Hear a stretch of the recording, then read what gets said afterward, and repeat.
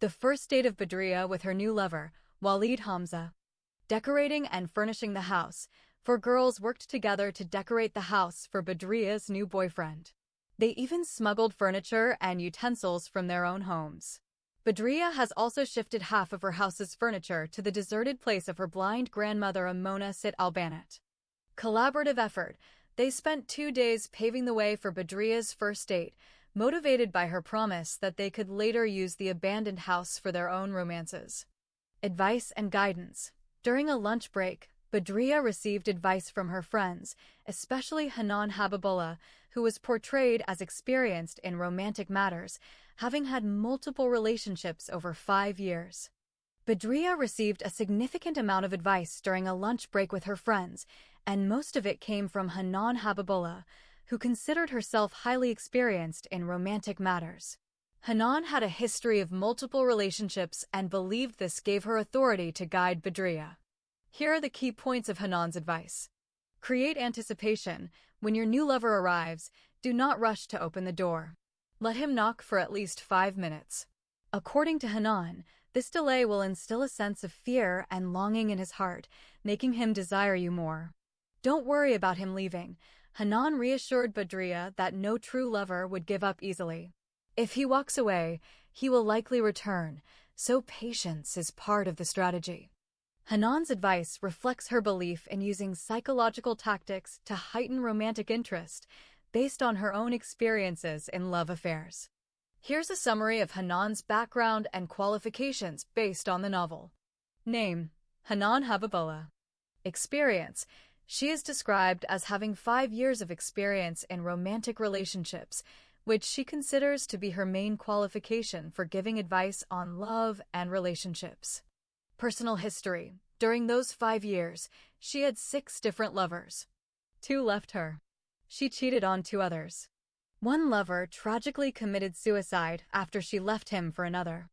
Expertise: Hanan believes this extensive personal experience qualifies her to advise others on matters of romance and emotional relationships. Her qualifications are not academic or professional, but rather based on her personal experiences in love and relationships, which she uses to guide her girlfriends. Here's an expanded character profile for Hanan based on the context of the text. Character profile of Hanan. Full name: Hanan Habibullah, surname not specified. Age: mid-20s to early 30s, adjust as per narrative context. Background and heritage: comes from a traditional Muslim family with strong cultural and religious values. Likely raised in an environment where obedience and family honor are emphasized. Personality traits: resilient. Despite societal and familial pressures, Hanan demonstrates inner strength and determination. Empathetic, shows compassion towards others, even when facing personal struggles. Conflicted, torn between personal desires and obligations imposed by cultural norms. Intelligent and reflective, often contemplates the meaning of obedience and autonomy, suggesting a thoughtful nature. Appearance: modest attire, reflecting cultural expectations. Physical description includes expressive eyes and a calm demeanor, symbolizing inner turmoil beneath a composed exterior. Motivations: seeks balance between faith, tradition, and personal freedom. Desires respect and understanding rather than blind compliance. Challenges: navigates patriarchal expectations within marriage. Faces societal judgment for asserting individuality. Relationships: spouse, central to the conflict, dynamic relationship revolves around obedience and authority. Family, strong influence, possibly reinforcing traditional roles. Community, acts as both a support system and a source of pressure. Character arc: begins as compliant and reserved, gradually evolves into someone who questions norms and asserts agency. Her journey reflects themes of identity, autonomy, and resilience against systemic expectations. Let's imagine how Badriya's girlfriends, living within the same restrictive social environment, might actively help her prepare for her romantic meeting with her new lover Walid Hamza. Their support would be both practical and symbolic, turning friendship into a quiet act of resistance. Girlfriend's active role in preparation. 1. Emotional encouragement. They reassure Badriya, calming her nerves and reminding her that love is worth the risk. They share whispered stories of their own secret crushes, creating solidarity and easing her fear of being judged. 2. Practical assistance. Clothing and appearance. One friend lends her a scarf or dress that balances modesty with subtle elegance. Another helps her apply kohl eyeliner or lipstick in a way that can be hidden if questioned. Perfume and accessories. They pull together small luxuries, a vial of perfume or a bracelet, to give Badriya confidence. 3. Strategic planning. They help her craft an alibi, suggesting excuses she can use if family members ask where she's going. They map out safe routes to the meeting place, pointing out areas where she can blend in or avoid suspicion. 4. Symbolic acts of resistance. By helping her, the girlfriends themselves defy patriarchal control. Their collective effort transforms the meeting into more than romance. It becomes a shared rebellion. They treat the preparation like a ritual, celebrating Badriya's courage as if she were stepping into battle, but with love as her weapon.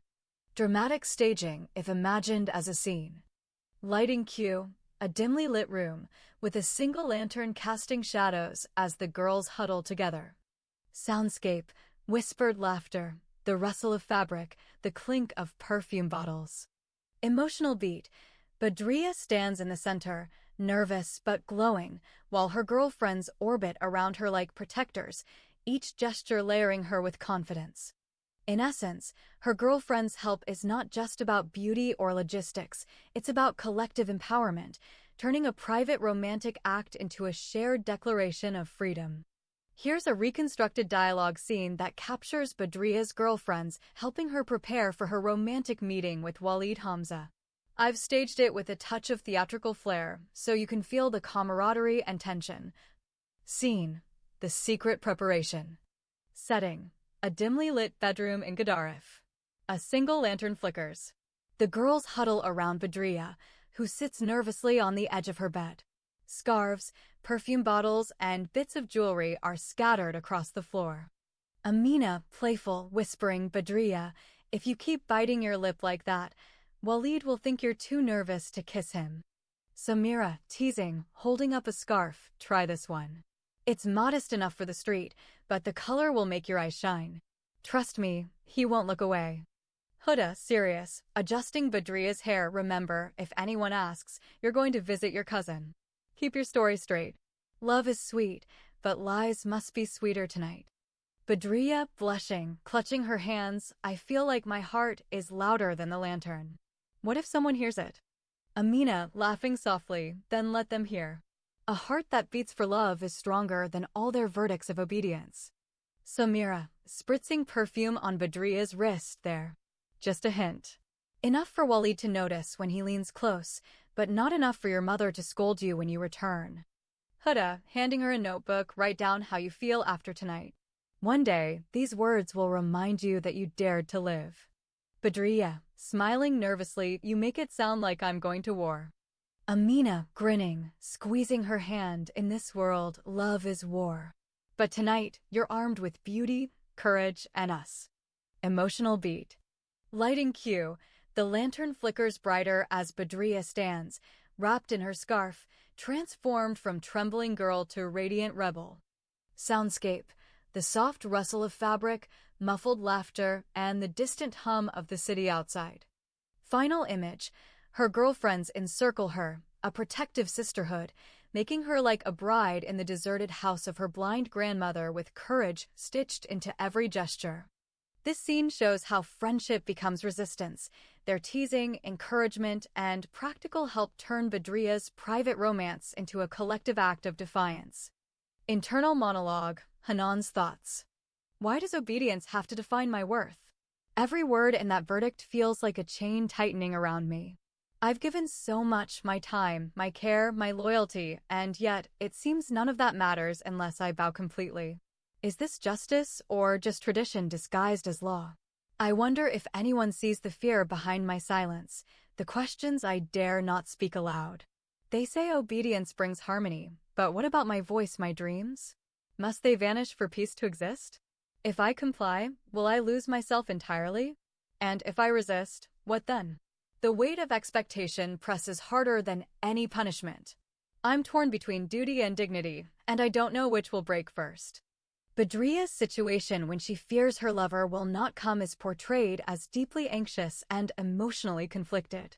She is consumed by jealousy and desperation, which drives her to seek help from Hajj Muhammad, a sorcerer known for black magic. In this tense moment, Badriya and her mother visit him to perform a ritual intended to separate Intisar from Sami, because Badriya and her brother Omar cannot bear the thought of their half-sister marrying the son of the richest man in the city. Her fear manifests in several ways. Emotional turmoil.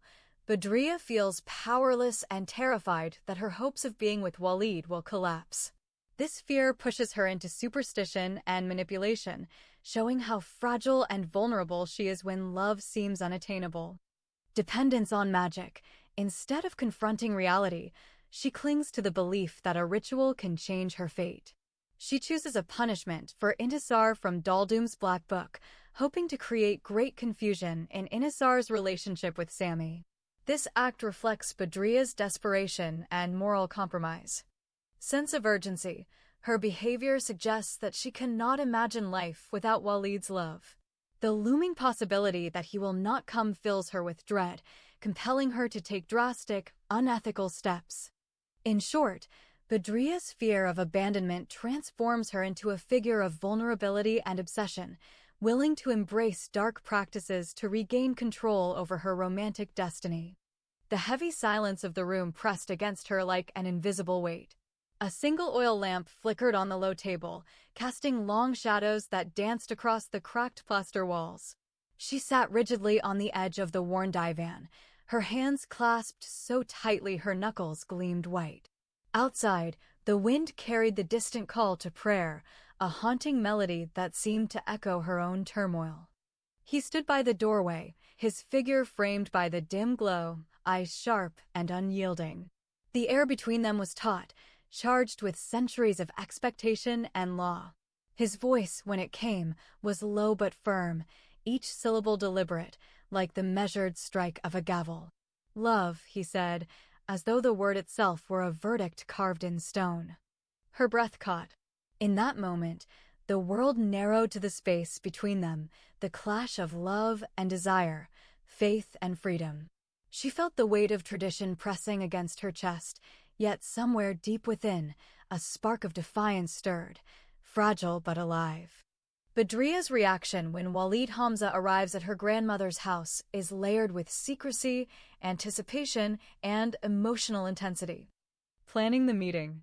Before the visit, Badriya is eager and cooperative. She quickly writes down her grandmother's address for Walid, ensuring it is correct, and hands it to him. This shows her willingness and excitement about their secret rendezvous, despite the risks involved. Emotional turmoil during the encounter. On their initial first meeting when Walid comes to her house, the situation becomes tense. Badriya's mother interrupts before she can even reveal her name to Walid, scolding her for speaking to a stranger without permission. This intrusion shocks Badriya and disrupts the romantic mood, leaving her caught between fear of family honor and her feelings for Walid. Aftermath and vulnerability. Later, Badriya experiences deep sadness and cries not only for her lover but more for her brother's troubles. Walid comforts her, and this moment shifts from fear to intimacy. She lays her head on his chest and eventually responds to his kisses with passion, signaling her acceptance of their bond despite the surrounding chaos.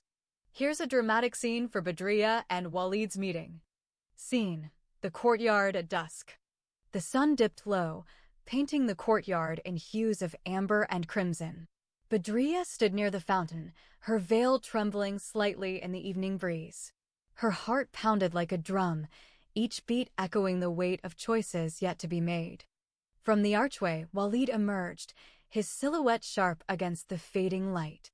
His steps were deliberate, heavy with the gravity of unspoken words. For a moment, neither spoke, only the distant call of a muezzin filled the silence. Badriya's voice broke first, soft but edged with steel. You came. Walid's eyes, dark and searching, locked onto hers. I had to. There are truths that cannot remain buried. She turned slightly, fingers grazing the cool marble of the fountain. Truths? Or chains you wish to bind me with? Walid stepped closer, the tension between them taut as a bowstring. Chains? No, Badriya. I seek only what was promised, what is owed. Her laughter was bitter, a fragile thing that shattered in the air. Owed? You speak of obedience as if it were a coin to be traded. But I am no merchant of my soul.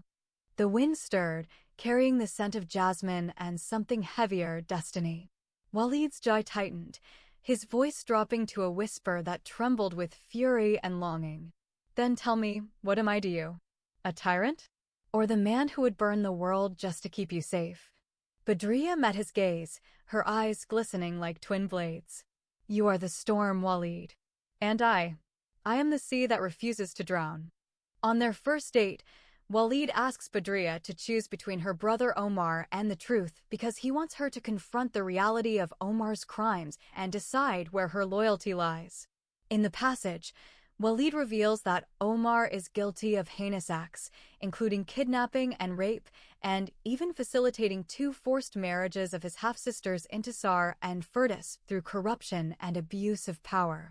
Walid positions himself as the good citizen who wants to report Omar's crimes to the police, contrasting his pursuit of justice with Omar's criminality. This ultimatum reflects a moral dilemma. Badriya must either continue defending her brother out of family loyalty or acknowledge the truth about his actions and align with justice.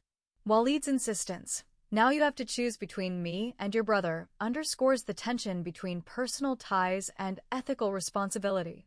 It also shows Walid's emotional involvement, as he is romantically interested in Badriya and wants her to reject Omar's corrupt influence in favor of honesty and righteousness. Badriya tells Walid about the emergency meeting of the conspirators in her house because she wants to demonstrate her repentance and loyalty to her sisters Intisar and Firdas after realizing the harm she caused by siding with Mr. Osman Al-Taib and his gang. When Walid confronts her with the truth of her past actions, she breaks down and admits her guilt. Walid urges her to wash your hands of the wicked old man Mr. Osman and his gang and take the side of your innocent sisters.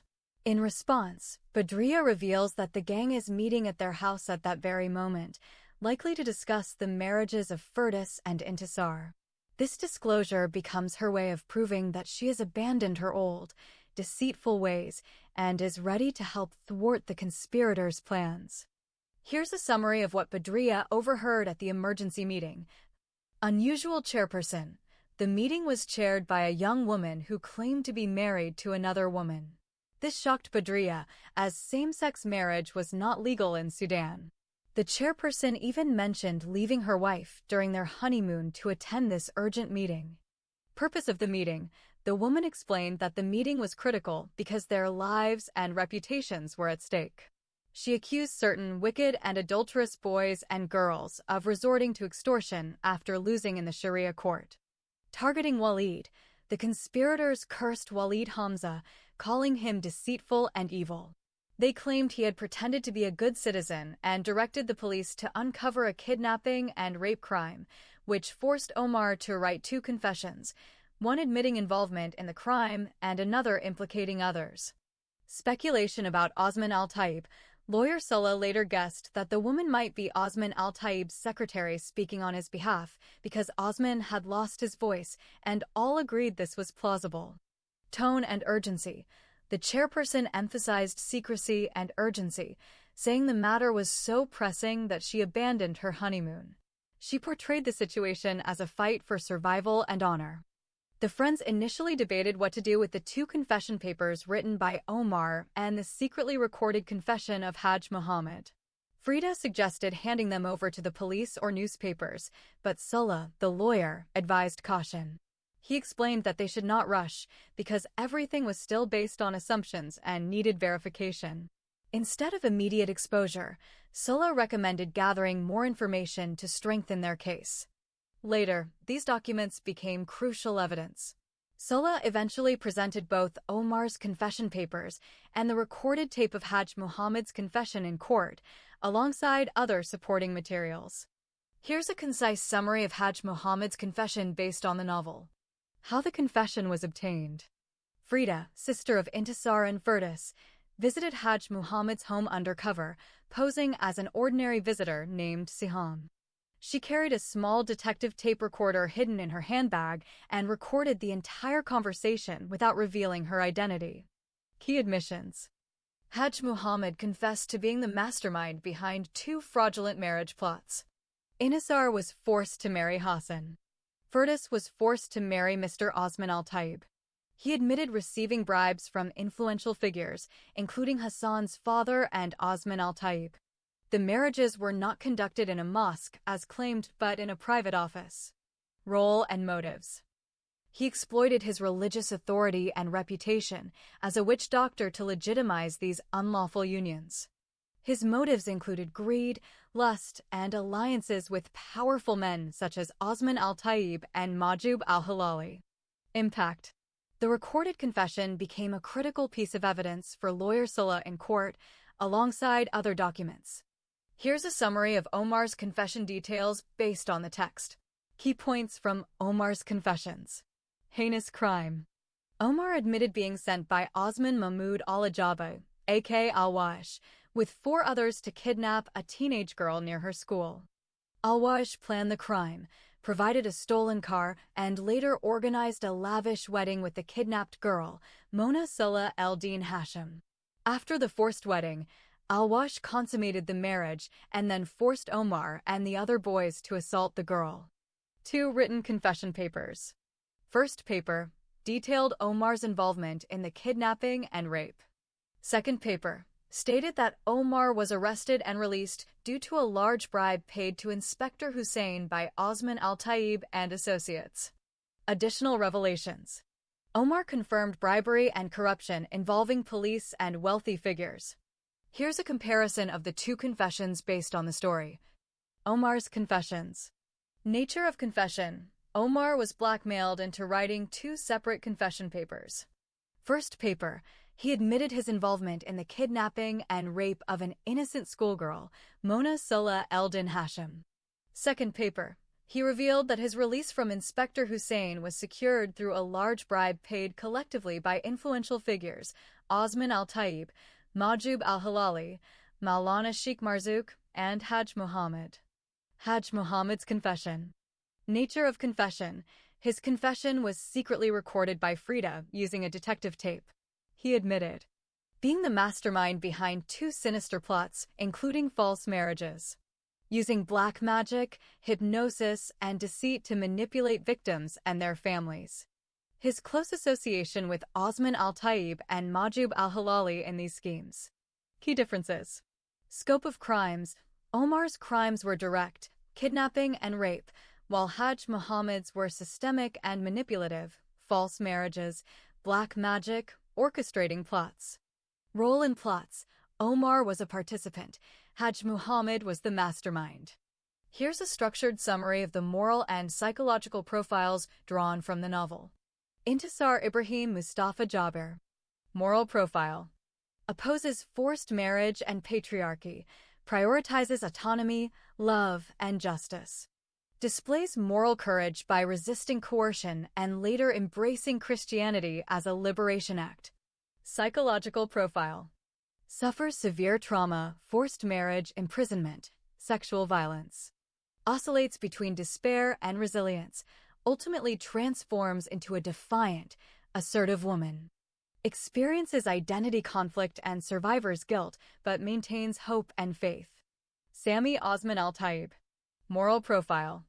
Advocates equality and love, defies family and societal norms. Conversion to Christianity is driven by passion rather than conviction, reflecting moral ambiguity. Psychological profile. Emotionally volatile and obsessive, struggles with guilt and fear of exposure. Displays romantic idealism, but suffers from depression and suicidal ideation during crises. Firdaus Ibrahim Mustafa Jaber. Moral profile. Rejects coercion and child marriage, asserts bodily autonomy. Her resistance is morally clear but tragically punished by systemic forces. Psychological profile. Endures extreme trauma, rape, torture, oscillates between rage and hopelessness. Displays suicidal tendencies as a last resort to preserve honor. Hassan Majub al-Hilali. Moral profile. Embodies patriarchal entitlement, justifies coercion and rape under religious pretext. Morally bankrupt, manipulative, and violent. Psychological profile. Obsessive and sadistic, equates dominance with masculinity. Collapses into desperation and aggression when control slips. Osman al-Taib. Moral profile. Hypocritical and corrupt, uses religion and wealth to legitimize crimes.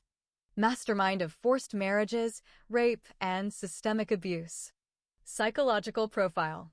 Narcissistic, sadistic, and paranoid, obsessed with control and revenge. Displays psychopathic traits and extreme misogyny. Supporting figures. Frida, morally courageous, resourceful and justice-driven, psychologically resilient, and strategic. Susan and Maria, exhibit altruism and faith-driven morality, psychologically oscillate between despair and hope, showing resilience through spiritual conviction. Religious authorities, morally compromised, uphold misogynistic laws under guise of divine sanction, psychologically rigid and authoritarian. Core themes across profiles. Victims: Intisar, Firdaus, Mona. Moral purity, resilience under oppression, psychological scars from systemic violence. Male allies: Sami, Silla. Progressive ideals but vulnerable to emotional instability. Oppressors: Osman, Hassan, Omar. Moral depravity rooted in patriarchy, psychological traits include narcissism, sadism, and paranoia. Faith and identity, conversion and apostasy emerge as moral and psychological battlegrounds. Why does Walid suggest to the friends he can approach Omar's sister Badriya for help in uncovering the conspiracy of the secret emergency meeting? Walid's suggestion to approach Omar's sister, Badriya, is rooted in a combination of trust, influence, and strategic access. Trusted connection. Badriya is portrayed as someone with strong familial loyalty and discretion. Walid believes that involving her would minimize the risk of leaks and ensure the plan remains confidential. Influence within Omar's circle. As Omar's sister, Badriya has a natural position of influence. Walid anticipates that she can either persuade Omar directly or gain insight into his movements and intentions without raising suspicion. Access to sensitive information. The conspiracy surrounding the secret emergency meeting suggests that key details are tightly guarded. Badriya's proximity to Omar gives her unique access to conversations or documents that outsiders cannot obtain. Strategic leverage. Walid likely sees Badriya as a bridge between conflicting interests, someone who can mediate or extract information without triggering defensive reactions from Omar or his allies. Badriya could play a pivotal role in uncovering the conspiracy by leveraging a combination of observation, strategic alliances, and critical thinking. Here are some ways this could happen. 1. Gathering intelligence. Badriya might notice inconsistencies in behavior, documents, or conversations that others overlook. By paying attention to subtle clues, such as contradictory statements or unusual secrecy, she can start piecing together the bigger picture. 2. Building trust with key individuals. She could form alliances with people who have insider knowledge or access to restricted information. Through careful questioning and empathy, Badriya might encourage them to share details that expose hidden motives. 3. Analyzing patterns. Badriya could review timelines, financial records, or correspondence to identify patterns that suggest collusion. For example, repeated interactions between certain individuals at odd times might indicate covert planning. 4. Using her position strategically. If Badriya holds a role that grants her access to sensitive areas or documents, she can discreetly verify facts and cross-check evidence, ensuring that suspicions are backed by solid proof. 5. Exploiting weak links. Every conspiracy has vulnerabilities, such as overconfidence or poor coordination. Badria could exploit these by asking probing questions or creating scenarios that force conspirators to reveal themselves. Here's a possible narrative draft for Badria uncovering the conspiracy. Narrative: Badria unveils the truth. She had always sensed that something was amiss. The whispers in the corridors, the sudden silences when she entered a room, and the guarded glances exchanged among those she trusted most, all of them gnawed at her instincts. Tonight, she decided the shadows would speak. She began her search in the dimly lit archives, where forgotten letters and decrees lay buried beneath layers of dust. Each parchment she unfolded revealed fragments of a story of betrayal woven into the fabric of her household. The words were veiled, but their meaning was clear. Obedience was not a virtue here, it was a weapon. As the pieces fell into place, Badria's pulse quickened.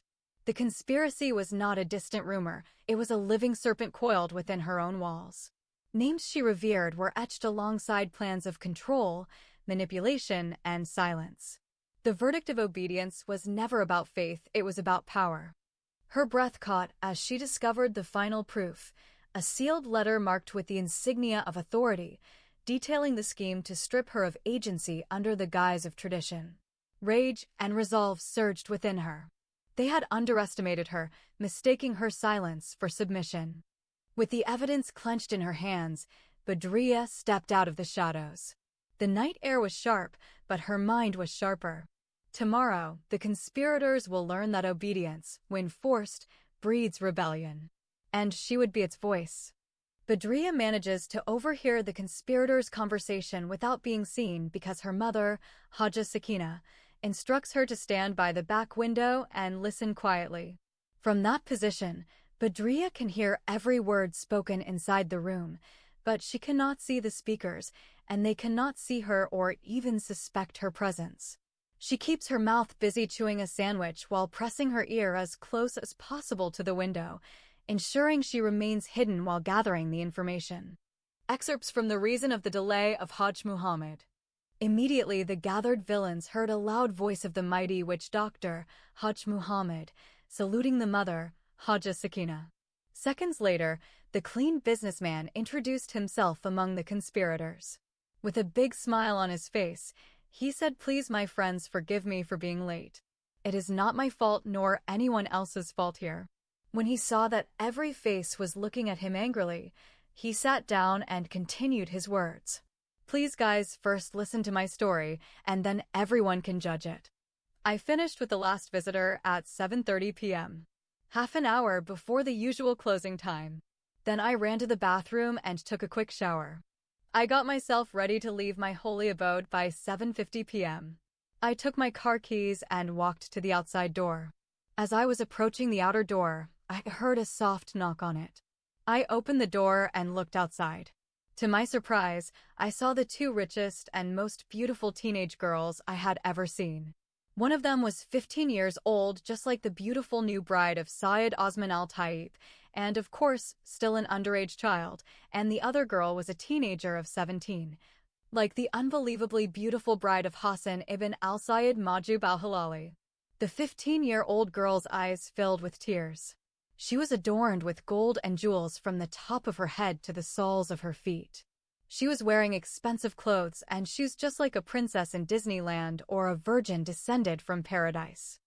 Her tender body diffuses pleasant foreign fragrances like those that come from India and Europe, massages and liqueurs like a new virgin Sudanese bride decked out for her honeymoon with her handsome groom in a 5-star hotel in the capital city. You know, my friends, I couldn't see a teenage girl crying, and my compassionate heart wouldn't cry with her. Therefore, I put my hands on her soft cheeks and wiped her tears. But more tears were falling like mid-autumn rain on her apple-like cheeks. So, my tender heart wept with her the most. Then her friend, who was not inferior to her in beauty and richness, said to me with her sweet voice that resembled the voice of the nightingale or cocoa bird, "Hajj Muhammad, please have mercy on Jamila. Her life or death is in your hands." I asked her, "My daughter, can you bring your girlfriend tomorrow morning? I promise I will receive her as the first visitor. I'm on my way to an emergency meeting with particularly important people. I can't postpone or cancel my visit." I am a man of good principles. One of my principles is keeping my promise. When I said that, Jamila fell to my feet and watered them with her tears. My heart melted inside of me. I knelt down and lifted her body off the ground. I looked at her lovely face and saw the pain and sadness in her beautiful eyes. Then she said to me in her feminine voice, which was like an angelic voice or a piece of nocturne, "It's better to kill me than to leave me in such pain." Those words touched my heart, and yet I reminded myself that I am a man, and when a man makes a promise, he must keep his words. I told her, "My little princess, I know you have great grief, but I also have an important appointment." Then her friend told me, "Hajj Muhammad, take us with you in your car. I know how to drive. I will drive your car. Sit in the back seat with Jamila and listen to her problem. She'll say it in a whisper because she doesn't want anyone else to know it." I told her, "My love, I am a famous man. On every street and corner in the city, I have friends and foes. What will they say when they see a sweet girl like you driving me, and in the back seat the most beautiful girl I've ever seen whispering in my ear?" When I said that, Jamila fell again to my feet and started crying loudly. If I left her in such agony and she went and killed herself, I said to myself, I would spend the rest of my decent, morally pure life with a troubled conscience. So, I took her by the waist and lifted her up like a groom carrying his bride on their first wedding night. When I told her I would solve her problem, she put her arms around my body and hugged me. She refused to remove them. I asked her girlfriend to persuade her to remove her hands. Her girlfriend tried, but Jamila refused to listen to her either. She told me, "I think she feels safe in your embrace." So, I flattered to put my arms around the pretty girl and hug her too. Then I led her to my private room and closed the door. Meanwhile, her girlfriend was sitting in the waiting room because Jamila did not want anyone to know about her insurmountable problem except me and God alone. We sat together on a large mattress. When we were alone, she opened her mouth and started telling me her invincible problem. The words came out of her mouth and entered my ears like soft music. We spent an hour together in a heart-to-heart talk. But all this time she did not take her hands off my waist and did not allow me to do so. When we had finished after I solved her insurmountable problem, her face started to shine like the face of an angel. Then she said to me, "Hajj Muhammad, I will divest myself of all the gold and jewels that I am wearing and give them to you. Even if you want my beautiful eyes and sexy body to be yours, I won't tell you no." I told her, "Don't do this now." Immediately I apologized, left them at my house, and rushed over here. Here's a concise summary of what Badriya overheard during the emergency meeting of the conspirators. Key points from the meeting. Unusual chairperson.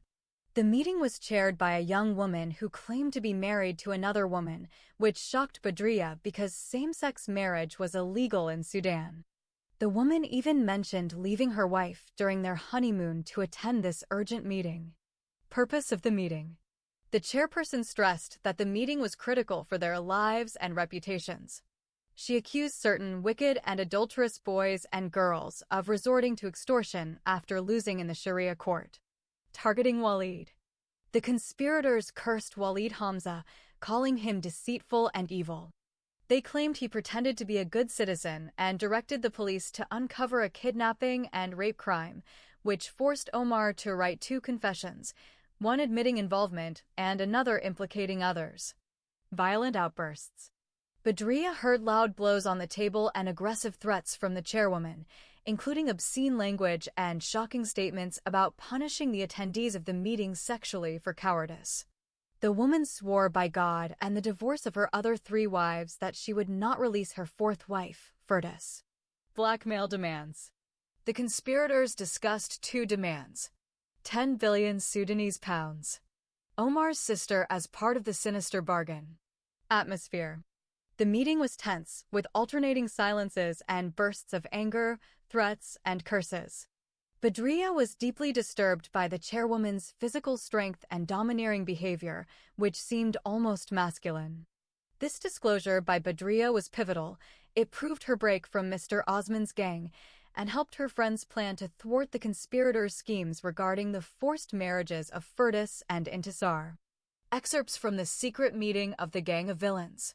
At the same time, The wall clock struck 10 times, indicating that it is 10 o'clock at night. Haja Sakina scolded her daughter, Badriya, for being so late. After that, she ordered her to go and stand by the back window and listen to the conversation of the visitors, and after that she should come and report to her what they had said.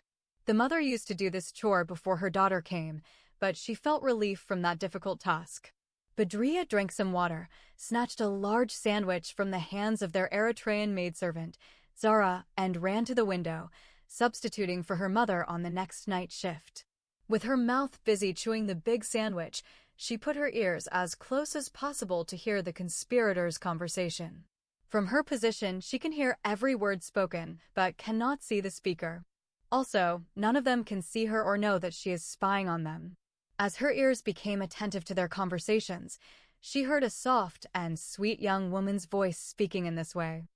First of all, the woman shouted in her sweet voice, "You must know the reason for our emergency meeting. The matter we are going to discuss tonight and find a proper solution is so urgent that it compelled me to stop my honeymoon and leave my sweet and sexy wife alone in the hotel and rush here." Badriya was stunned when she heard that the woman claimed to have a beautiful and sexy wife. How can she have a sweet wife and go on a honeymoon with her?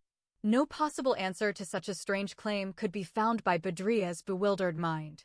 "My wife was incredibly angry with me," the female voice continued, and told me she would rather be preferred to be divorced than be left alone in the hotel. Badriya is now fully convinced that the speaker is a woman who married another woman.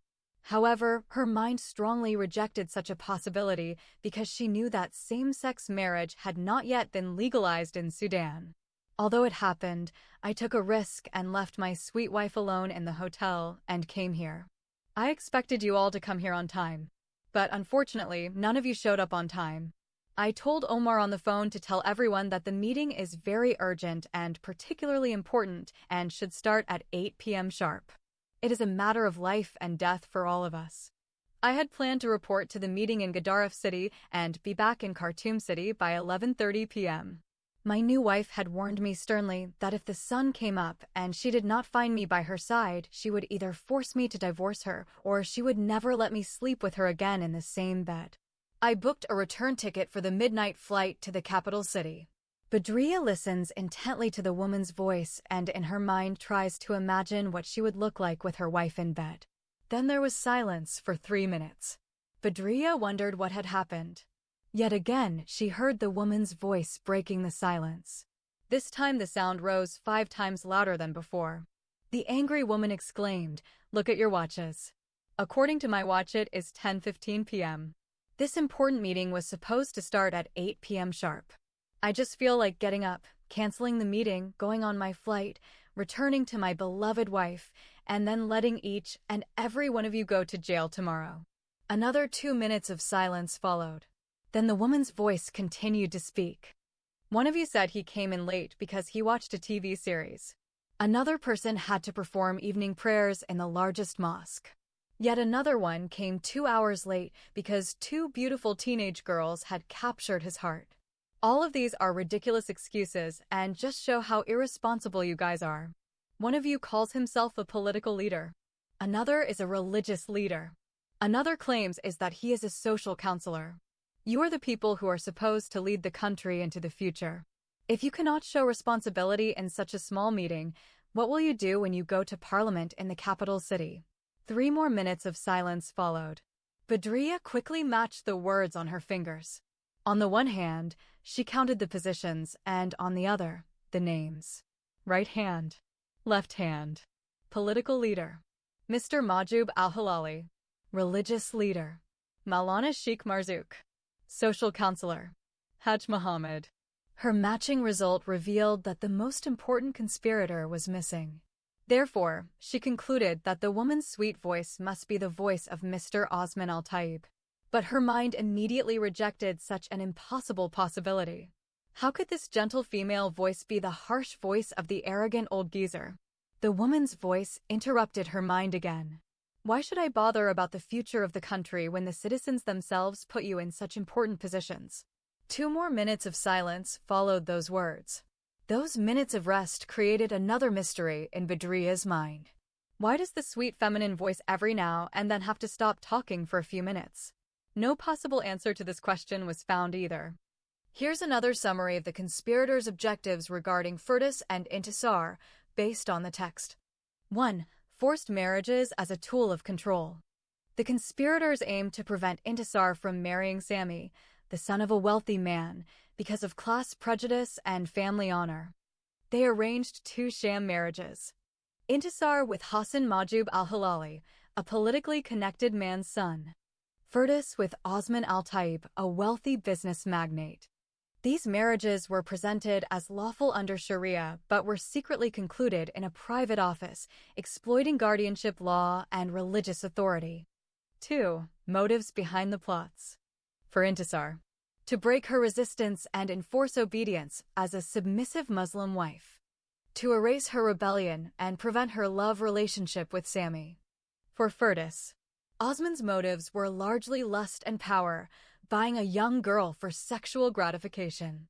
Some conspirators justified it as a way to block Sami from marrying Intisar, since Islamic Sharia law forbids father and son marrying the same sisters. 3. Methods and alliances. Bribery and collusion. Hajj Muhammad confessed to receiving bribes from Hassan's father and Osman al-Taib. Manipulation of Sharia. Guardianship laws were exploited by Omar, the sister's half-brother, to sell them into these marriages. Use of evidence and blackmail. Photos and recordings were gathered to accuse Intisar of adultery and immorality, strengthening the conspirators' case in court. 4. Intended outcomes. For Intisar, complete submission, pregnancy by Hassan, and permanent separation from Sami. For Firdas, total control by Osman, reducing her to a sex slave, which ultimately led to her tragic end. Both sisters were stripped of autonomy, illustrating systemic abuse of religion and law for greed, lust, and social dominance. Here's a concise summary of the key conspirators and their roles based on the document. Primary conspirators.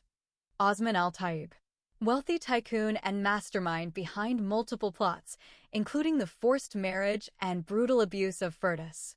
Motivated by lust, revenge, and patriarchal control. Used bribery, Sharia rulings, and violence to enforce obedience. Omar Ibrahim Mustafa Jabir, half-brother of Intisar and Firdas, acted as fraudulent guardian. Sold his sisters into sham marriages for money and collaborated with Osman and Hassan. Later implicated in kidnapping and gang rape. Hassan Majub al-Hilali, obsessive suitor and alleged husband of Intisar. Conspired to enforce Sharia obedience verdict and consummate marriage through coercion. Worked with spies and corrupt officials. Majub al-Hilali, politician and father of Hassan. Provided political cover and financial backing for forced marriage plots. Imam Maulana Sheikh Marzouk, religious authority who legitimized sham marriages and helped the Islamic court in issuing obedience verdicts. Instrumental in using Sharia law to justify coercion. Hajj Muhammad, witch doctor and manipulator, confessed to orchestrating both marriage conspiracies. Used black magic and intimidation for influence and profit. Supporting figures. Fada Karar, Majub al-Hilali's secretary, acted as witness and accomplice in espionage and intimidation. Tia Koko, Jigar, Nisar, spy network leaders and operatives hired to track Intisar and Sami. Abu Shakura, gang leader, his thugs were Dosa, Doka, Borma, criminals involved in kidnapping Mona, mistaken for Intisar. Corrupt police officials, accepted bribes, enforced obedience verdicts, and covered up crimes. Sharia court judges and Grand Mufti issued rulings and fatwas enabling forced marriages and punishments. Nature of plots. Forced marriages. Intisar with Hassan Majub al-Hilali. Firdas with Osman al-Taib. Both arranged without consent, legitimized by religious authorities. Kidnapping and abuse. Firdas kidnapped, starved, raped, and tortured under the verdict of obedience. Intisar targeted for abduction and forced marriage consummation. Institutional and occult support. Religious fatwas, corrupt police, and witchcraft reinforced patriarchal oppression. Why do the conspirators decide to marry Badriya with the good citizen? The conspirators' decision to marry Badriya to the good citizen was not driven by love or her personal choice. It was part of a calculated scheme rooted in coercion and blackmail. According to the text, blackmail and leverage, Walid, who identifies himself as the good citizen, had incriminating evidence against Omar, Badriya's brother, involving heinous crimes such as kidnapping, rape, and corruption. Walid demanded two things in exchange for his silence: a sum of money and Badriya's hand in marriage in a halal Islamic contract. This ultimatum was framed as, "When the money is in my hands, I will attend to my order number 4. Remember, your beloved sister is an imperative demand for me to keep my mouth shut." Patriarchal control. Omar agreed because, under Islamic law as interpreted in the Sharia, he was considered Badriya's legal guardian and had the authority to arrange her marriage. Omar also justified his decision to marry Inisar to Hassan by claiming he wanted to protect family honor and prevent his half-sister from being deceived by her wealthy lover, Sami, citing examples of poor girls ruined by such relationships.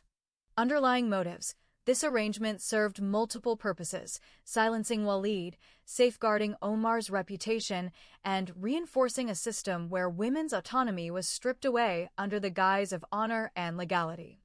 Excerpts from the conspirators' reasoning in justifying the third forced marriage of Badriya and Walid. Now, let's go back to our emergency meeting. As my dear brother-in-law Omar informed you all, this is a crucial time for all of us. The issue we are about to discuss is important to everyone present here. As I mentioned before, our whole lives are at stake. It is not only our lives in danger, but also a matter of our names in society. These wicked and adulterous boys and girls, when they saw that we had defeated them in the Sharia court, resorted to extortion. They sent a young man named Walid Hamza, who was no less evil and deceitful than them. Badriya felt as if a sharp knife had pierced her heart when she heard her new boyfriend being insulted by the woman who claimed to have married another woman. This evil person came here 2 days ago and claimed to be the good citizen who directed Inspector Hussein and his brave cops to the recent crime of kidnapping and rape committed against the innocent girl. So, Omar was forced to write 2 confession papers. In the first paper, he confessed his involvement in the hideous crime. In the second paper, he indicated that he was arrested and released by Inspector Hussein because of the large bribe that was paid jointly by Mr. Osman Al-Taib, Mr. Majub Al-Halali, Maulana Sheikh Marzouk, and Hajj Muhammad. When the woman said these words, Badriya heard the surprised voices of many men in the room. Many harsh voices shouting insults and obscene words. First, she heard Maulana Sheikh Marzouk shouting at the top of his voice and saying the curse of God and his angels on him and his family. Then she heard Hajj Muhammad cursing her boyfriend Walid, saying in a loud voice, "The son of a bitch, I will send him my powerful demons and make him run through the streets naked, eat from the filthy trash, and sleep at night inside the dirty garbage containers." Suddenly, there was complete silence when Badriya heard a strong blow on the table. The beating was followed by another powerful blow. Soon after, she heard the woman's musical voice shouting angrily, "Cowards, stop it. We are all involved in this seemingly insurmountable problem. We must either solve it or go to jail together." Another silence followed. Badriya has her doubts again. How could a woman have this physical strength that enabled her to hit the table with such masculine power? No answer to her question was found. This evil blackmailer has 2 requirements. He demands 10 billion Sudanese pounds and Omar's sister. "Excuse me, sir," Maulana's voice says that he wants Omar's sister as a wife, slave girl, or maid. The woman sarcastically says you are a mom for more than 50 years, and you still don't understand why a man desires a woman. In order to satisfy these 3 needs, the male desires the female. Badriya was disturbed when she heard the misogynistic attitudes that came from another female. "I don't care what the blackmailer does to the girl, Badriya. This is his demand, and we have to fulfill it, or we will go to jail. When we give her to him, it is up to him to marry her, to enslave her, to make her his maidservant, or even to rape her to death. I am ready to pay the amount," and Omar agreed to hand over his sister to Walid Hamza. Now the remaining 3 of you must go tomorrow and meet these adulterers and whores and settle the deal with them. What do we do if they refuse to hand over the confession papers of Omar? Asks the voice of Mr. Majub al-Halali.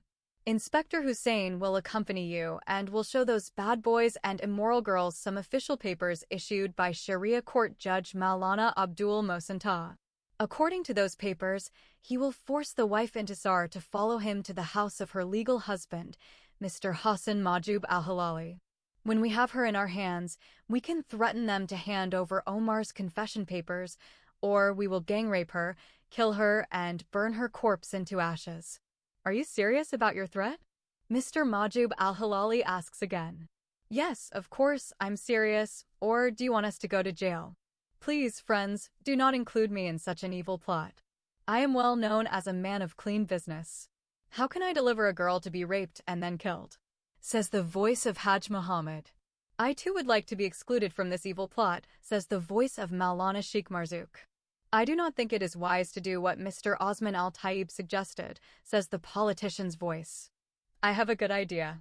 Hajj Muhammad suggests we should cancel the 2 marriage contracts that we did with Intisar and Firdaus. Then we have to release the imprisoned bride of Mr. Osman al-Taib. The notorious womanizer Hajj Muhammad made the above proposal because he remembered his promise to Princess Siham. Frida lied to him and told him her name was Siham. Moreover, the sorcerer knows that he can lose nothing. In response to his suggestion, Badriya heard a powerful beating on the table, which made her jump out of her hiding place. It also led to a sudden silence within the room. This time the silence extended to 5 minutes. Badriya thought that the evil conspirators had fled in fear and left the angry woman alone.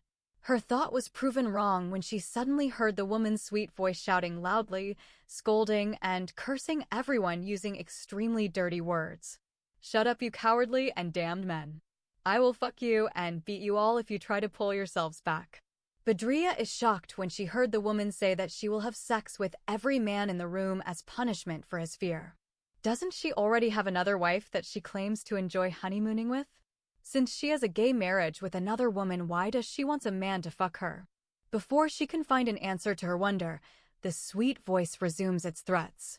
I swear by God Almighty and the divorce of my other 3 wives that I will not release my 4th wife Firdaus. No amount of intimidation could force me to break up with her. She is my lawful wife number 4, and as long as I live, she will remain in my ropes. Even if I have to spend the rest of my life in prison, she will still be my wife. How do I allow another man to sleep with my wife? Answer me. Would you allow one of your wives to spend 5 minutes alone with another man? We seek refuge in God from the work of Satan, says the voice of Maulana. How can we allow that? Our holy prophet Muhammad himself would not allow this to happen to one of his 13 wives because he said, no man and woman can isolate themselves in the company of each other without Satan being their 3rd partner. May Allah bless you, Maulana, for reminding us of this important prophetic hadith. Accordingly, you must listen carefully to this plan. The woman communicates her words in more angry voice. No suggestion, objection, or change is allowed. It should be implemented as I planned it. These are 3 checks issued in the names of Maulana Sheikh Marzouk, Hajj Muhammad Abakr Morsal, and Syed Majub al-Halali. The total amount is £10 billion. Tomorrow at 8:30 a.m. the bank will open. After withdrawing the money from the bank, you should all come here, including Police Inspector Hussein, and ask for the girl Badriya from her mother Sakina. I need some explanation, says Mr. Majub al-Halali. How can we convince the mother to allow her daughter to accompany us to a stranger she does not know or has not seen before? Who asked you to convince the mother or her daughter? What you have to do is show them a verdict of obedience against a disobedient Muslim wife issued by the Sharia court judge Maulana Abdul Mohsen. Where does this verdict of obedience come from? Maulana Sheikh Marzouk asks. You don't have to bother with the source of this document now. I will arrange it myself. Excerpts about the 3rd forced marriage. The important thing now is to give the girl Badriya in a permissible halal Islamic marriage with the blackmailer Walid Hamza. Where's that damn fucking boy now? Hajj Muhammad asks. Inspector Hussein can sign for him. We have Maulana Imam al-Jami al-Kabir as a recognized Mazun of marriages, the Wali of Badriya. her guardian brother Omar Ibrahim Mustafa Jabir, and the two witnesses, Haj Muhammad and Syed Majub al-Hilali. What is missing then? How to do this without considering the girl's reaction or even her mother's objection? Says Mr. Majub al-Hilali. "Excuse me, sir," says the woman's voice sarcastically. "Why didn't you think about the reaction of that girl, Intisar, and her mother's objection when you agreed to conduct her marriage contract for your son Hassan without her consent and presence?" Badriya listens with great astonishment to the fabrication of a third evil scheme of marriage. She understood that she was the victim of the new plot. Now she can feel what her two half-sisters, Intisar and Firdos, felt when they learned that they got married to men without their consent or presence. After that, there was a silence for 15 minutes. During that period, she learned that she had married Walid. She loved the idea but hated the way she got married. She understood that she was no longer a free girl, but a married woman. So, she started laughing and crying at the same time. With this mixture of contradictory, ambivalent feelings of anger and joy, she left her hiding place, walked to her room, closed the door behind her, and fell into an uncomfortable sleep full of sweet dreams and frightening nightmares. Badriya's reaction and resistance to the forced marriage are portrayed as deeply conflicted and emotionally intense. Initial shock and realization. When she overhears the conversation revealing the scheme to marry her off without consent, Badriya is astonished and feels the weight of betrayal.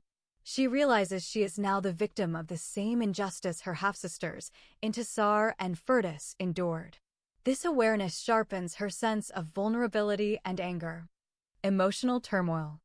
Upon learning she has been married to Walid without her presence or consent, Badriya experiences ambivalent emotions. She loves the idea of being married to Walid, yet hates the way it happened. This contradiction leads her to laugh and cry simultaneously, reflecting a mix of joy and rage. Her mental state becomes unstable.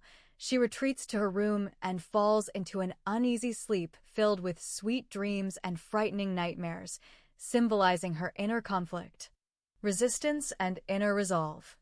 Although she does not physically fight at that moment, her thoughts reveal a growing determination to resist the oppressive system. She recognizes the hypocrisy and cruelty behind these three forced marital unions and begins to see her struggle as part of a larger fight against patriarchal collusion.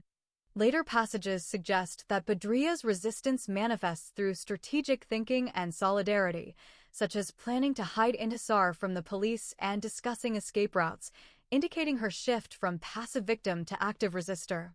Here's an expanded analysis of Badriya's character based on the extracted passages. 1. Initial portrayal: innocence and vulnerability. Badriya begins as a silent and fearful figure, overshadowed by the oppressive environment around her. Her hesitation to speak reflects the deeply ingrained patriarchal norms that demand women's silence. When she finally questions Shakusha's motives, why he comes only to frighten them, her trembling words reveal a duality: vulnerability and courage. This moment is pivotal because it shows her transition from passive endurance to active resistance, even if tentative. Her fear is not weakness, it is the backdrop against which her bravery shines. 2. Symbol of gendered oppression. Shakusha's mocking response, "Fear suits her," underscores the systemic dismissal of women's voices. Badriya's experience illustrates how intimidation is weaponized to maintain control. Her position in the narrative becomes emblematic of the gender dimension of oppression, where speaking out is both dangerous and revolutionary. 3. Emotional oscillation: joy and dread. Badriya's journey is marked by stark emotional contrasts. Preparation phase: she is the center of joy, glowing with anticipation, surrounded by girlfriends who act as beautifiers and encouragers. Lantern light symbolizes intimacy and warmth, and the atmosphere hums with whispered laughter and perfume. Emergency phase: the same lantern becomes a beacon of dread. Friends transform into protectors and strategists, shielding her from imminent danger. Badriya shifts from being a radiant bride-to-be to a target of patriarchal violence, highlighting how love under oppression oscillates between liberation and peril. This duality, Every smile carrying risk, every kiss demanding courage, makes Badria's arc deeply poignant. 4. Complicity and contradiction. Her complexity deepens when we learn she once collaborated with her mother Sakina to harm Intisar by bribing a witch doctor. This act of envy and selfishness contrasts sharply with her later vulnerability, painting her as a morally ambivalent character. She is not a one-dimensional victim. She embodies the contradictions of survival in a coercive system, sometimes resisting, sometimes perpetuating harm. 5. Psychological turmoil. After discovering her own coerced marriage, Badria experiences ambivalent emotions, laughing and crying simultaneously. This mixture of anger and joy reflects her fractured psyche. She loves the idea of marriage, but despises the way it was imposed. Her nightmares of grotesque kidnappers and predatory men further reveal the trauma embedded in her subconscious. 6. Thematic significance. Badria's arc amplifies the novel's central themes. Patriarchal control. Her coerced marriage mirrors the fates of Intisar and Firdas, reinforcing the systemic nature of female subjugation. Resistance and solidarity. Despite fear, she finds strength in her circle of friends, who evolve from playful conspirators to guardians of survival. Moral complexity. Her earlier complicity juxtaposed with later victimhood challenges simplistic notions of innocence and guilt. Badria's resistance differs markedly from that of her sisters, both in timing and in nature. Badria's resistance. Initially, she sided with the conspirators, even facilitating their plans against her half-sisters. Her betrayal was rooted in family tensions and manipulation by patriarchal figures. Her resistance emerges later as a turning point of repentance. She breaks down when confronted by Walid and admits her guilt. To prove her loyalty, she reveals the conspirators' emergency meeting at her house, exposing their schemes to force sham marriages on Intisar and Firdas. This act is strategic and deliberate, signaling her shift from complicity to active opposition. Her sister's resistance. Intisar. Her defiance is immediate and physical. When police come to enforce the obedience verdict on her sister Firdas, she tries to obstruct them and suffers slaps and kicks for resisting. Later, her resistance becomes existential. She disguises herself as a boy to escape forced obedience and ultimately challenges divine authority before attempting suicide. Her struggle is intense, continuous, and deeply personal.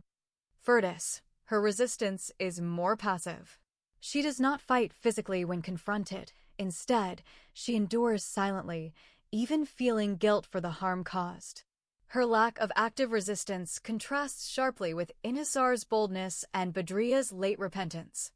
In essence, Badria's resistance is delayed and tactical, motivated by remorse and a desire to undo harm. Intisar's is fierce and proactive, escalating from physical defiance to radical self-assertion. Furdas's is subdued and fatalistic, shaped by despair rather than confrontation. The escape of Badria. Badria's escape is described as a deliberate and urgent act to avoid being taken by force under the Sharia court's verdict of obedience. When she realizes it is early morning, around 6:15 a.m., she decides to leave before these evil men arrive to drag her to her husband. Her plan is to hide first at her grandmother's house until mid-morning, around 9:30 a.m., and then move to Intisar's house, where Walid and his friends are waiting. She quickly gets out of bed, takes a shower, dresses, and runs away from her home, as if to escape from her kidnappers and rapists. Police intervention was feared because it represented a direct and violent enforcement of patriarchal authority under the verdict of obedience law. The text highlights several reasons for this fear. 1. Threat of forced removal. The sisters, Intisar and Firdas, were terrified by the prospect of being dragged away by armed policemen and delivered to husbands they did not choose. This was not a symbolic threat. The law allowed police to physically compel women to obey marital authority, treating resistance as a crime. 2. Brutality and humiliation. Accounts describe women being slapped, shackled, and humiliated during arrests. Police framed their actions as duty, but their behaviors, such as threats to tie and beat women, turned enforcement into a form of public degradation. The police car itself became a moving prison, stripping women of dignity and autonomy. 3. Lack of legal protection. Even sympathetic characters like Sulla, a lawyer, admitted the limitations of the legal system. Once the Sharia court issued its verdict, police intervention was inevitable after repeated notices. This left women feeling powerless against state machinery. 4. Fear of criminalization. Women feared being treated like criminals for asserting their right to refuse a forced marriage. Firdaus's inner thoughts during her abduction reveal shock and disbelief that her resistance was criminalized. 5. Collusion with patriarchal power. Police acted as agents of the court and family conspirators, reinforcing patriarchal control. Their presence symbolized the reach of oppressive structures into private life, making escape seem the only option. 6. Consequences beyond arrest. The fear extended to what awaited them in the House of Obedience, a place associated with captivity and sexual violence. This made police intervention not just a legal act, but a gateway to further harm. Here's a concise summary of the consequences of police intervention for Badriya, based on the novel. Immediate impact. Fear and disruption. Police involvement is triggered by rumors of her romantic meeting with Walid. This creates an atmosphere of surveillance and danger, disrupting her sense of safety and intimacy. Emotional turmoil. Badriya experiences deep sadness and vulnerability, crying for her lover and her brother's troubles. Her emotional state oscillates between fear and fleeting intimacy when Walid comforts her. Social and legal risks. Threat of punishment. Under patriarchal and religious law, her relationship risks being reported, leading to severe consequences such as forced marriage, detention, or worse. Community pressure, gossip, and societal norms amplify her vulnerability, framing her love as rebellion and exposing her to honor-based violence. Response and resistance. Fragility of freedom. The looming threat of arrest underscores how fragile personal autonomy is under systemic oppression. Symbolic meaning. Police intervention symbolizes the fusion of state power and patriarchal control, where love becomes criminalized and freedom precarious. Badriya's ordeal reflects the novel's critique of misogynistic norms and the risks of defiance. Here's a focused summary of the consequences of police intervention for Intisar and Firdaus, based on the novel's context. Police intervention and its impact. Intisar. Arrested in Khartoum after defying patriarchal and religious restrictions. Faces sexual harassment, police brutality, and imprisonment. Her incarceration in Kober Central Prison for Women exposes her to torture, abuse, and dehumanization.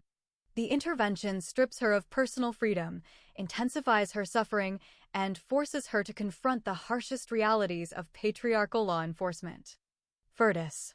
Similarly targeted by police for resisting societal control.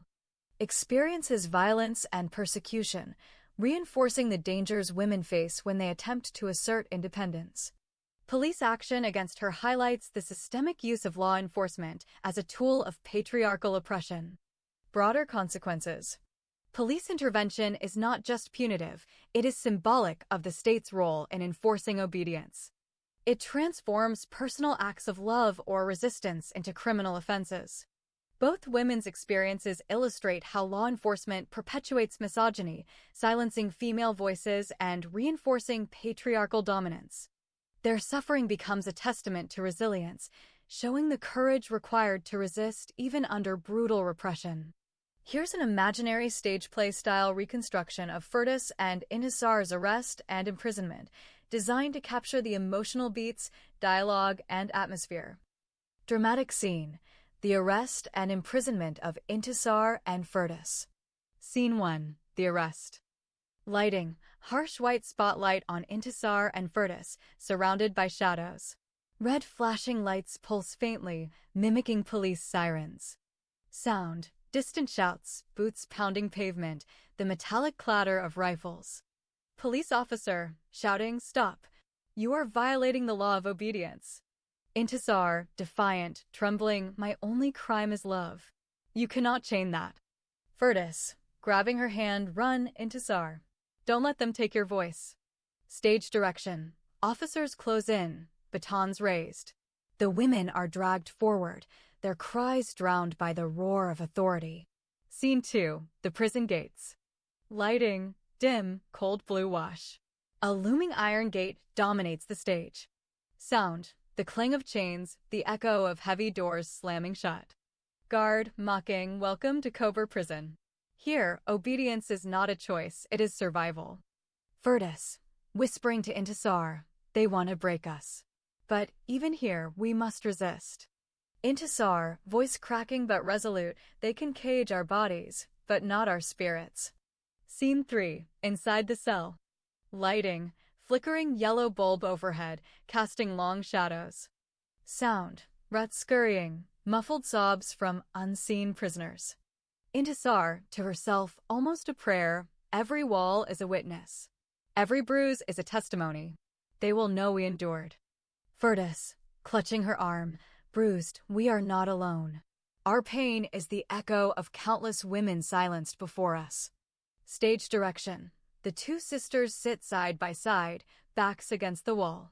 A faint beam of light filters through the barred window, symbolizing resilience. Emotional beat. The scene crescendos with silence, broken only by the sound of their breathing. The audience is left with the image of two girls bound physically but unbroken in spirit, embodying resistance against systemic cruelty. Excerpts from the friends' endless talk about their next step.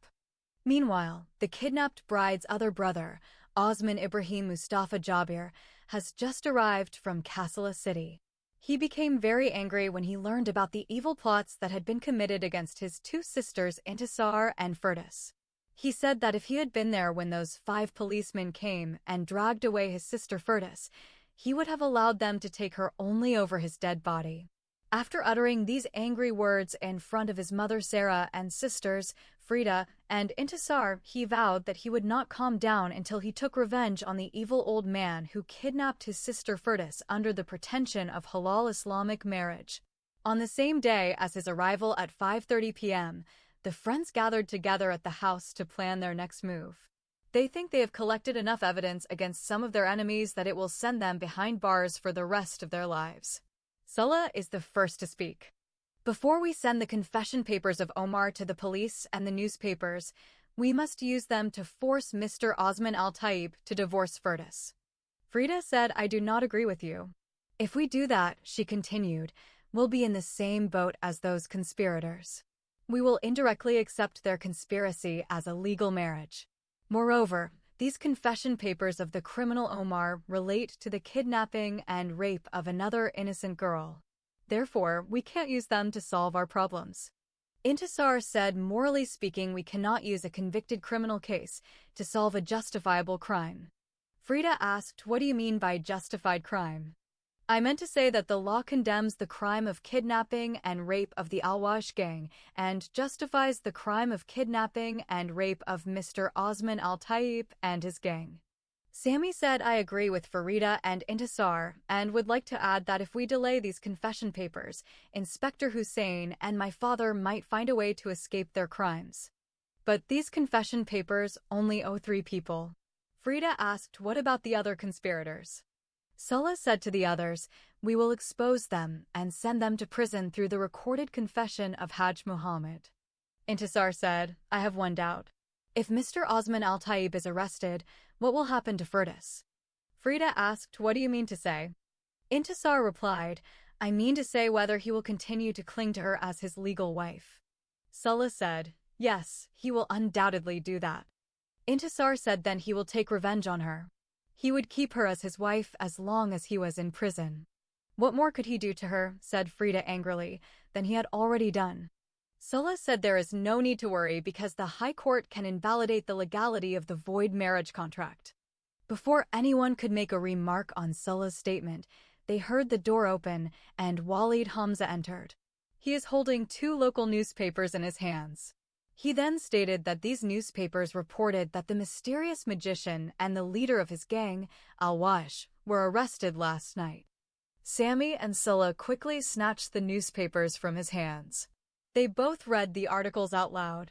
When they finished, silence filled the room. Sola then angrily shouted, "This is just a cover-up story." "Most likely," Walid said, "Omar told Inspector Hussein of my visit. So, the corrupt police inspector came up with this cover-up story to protect himself." Sammy asked, "Do you mean to say that he did not arrest the leader of the gang Al-Wa'ish and the hammer Shakash Wad Al-Haram?" Frida said, "I don't think there is an arrest. It was just a fabricated story invented by Inspector Hussein." Sola said thoughtfully, "It cannot be just a story invented by Inspector Hussein. For sure Al-Wa'ish and Shakash were arrested. But Shakash cannot be the magician, Omar." Inasar asked, "Then from where did Shakash come into the picture? And who is this the hammer Shakash?" Sola said that this question is difficult to answer. "I think Walid's visit Omar led Inspector Hussein to arrest one of Al-Wa'ish gang's men." Intisar said, "I think through this guerrilla man Shakash, Inspector Hussein learned where his ringleader was hiding." "This is remarkably close to the truth," Sola said, "but I would probably add to that Inspector Hussein had forced Omar into selling one of the hiding criminals, and that person happened to be a man named Shakash." Inasar asked how Shakash got to Omar's house, as the newspaper reported that the police had caught him as he was breaking into his house. Sola said, "This is an exceptionally good question, and I think Inspector Hussein asked Omar to invite Shakash to his house. And when he came, Inspector Hussein arrested him and nailed on him the crime of the sixth criminal, the magician."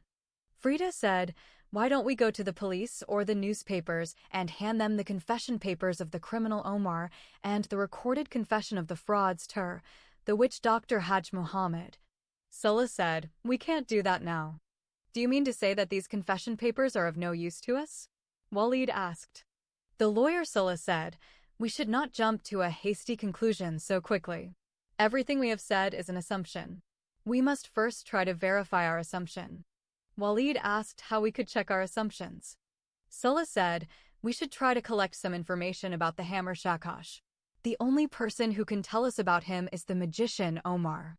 Sammy said, "I don't think it's safe to send Walid to Omar again." Inasar said, "You are right, Sammy. It seems that the criminal Omar's door has been closed in our faces." Sola said, "Yes. The police inspector Hussein found an scapegoat and put Omar's crime on him, and thus acquitted him of the crime of rape and kidnapping of the innocent girl." The good citizen Walid Hamza asked, "Do you think Omar's sister Badria can help us?" The advocate Sola said, "Yes, of course. She can at least tell who has visited her house recently." Intisar asked the good citizen how you can meet and talk to her. Walid said, "I am supposed to meet her on Thursday evening at 7 p.m. Frida asked how she agreed to meet you and where you are going to meet her. Walid said, "Well, we became friends. We decided to meet at her blind grandmother's house at 7 p.m. on Thursday." Walid Hamza, "Have you become a friend of our sworn enemies?" Intisar inquired anxiously. "Not at all. However, before I met Omar, I had the chance to sit down and talk to his sister, Badria, in her room. I found out that she is an overly sweet and kind girl. That's why I agreed to make her my girlfriend. We all know that if a girl has a blood relationship with a criminal, it does not mean that she consents to and participates in his criminal activities." Sola said, "This means that you love and trust her." "Yes, I love and trust her." "In this case," Sola said, "we have to wait until the lover Walid meets his beloved Badria." Intisar said, worriedly, "I don't think it's a good idea to wait any longer, otherwise, those bad guys will plan another evil scheme and escape from their crimes and do punishments."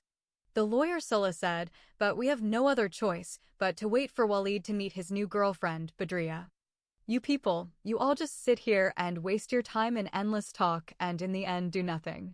Those words were said by Brother Osman, who opened his mouth to speak for the first time. All this time he remained silent and impatiently listened to the endless conversation of the friends. "I believe that what was taken by force can only be returned by force. So instead of sitting here talking endlessly, we should go to that evil criminal man Omar and force him to tell us where the vile old man is keeping my sister Firdaus. When I get my hands on that demonic old creature, I know how to take my sister away from him." These angry words of Osman made all friends bow their heads and shut up. Frida broke the silence. My dear brother Osman, I know that you love your sister Firdaus, and we all here love her as much as you do. Also, I know what happened to her is an outrageous act and an intolerable injustice.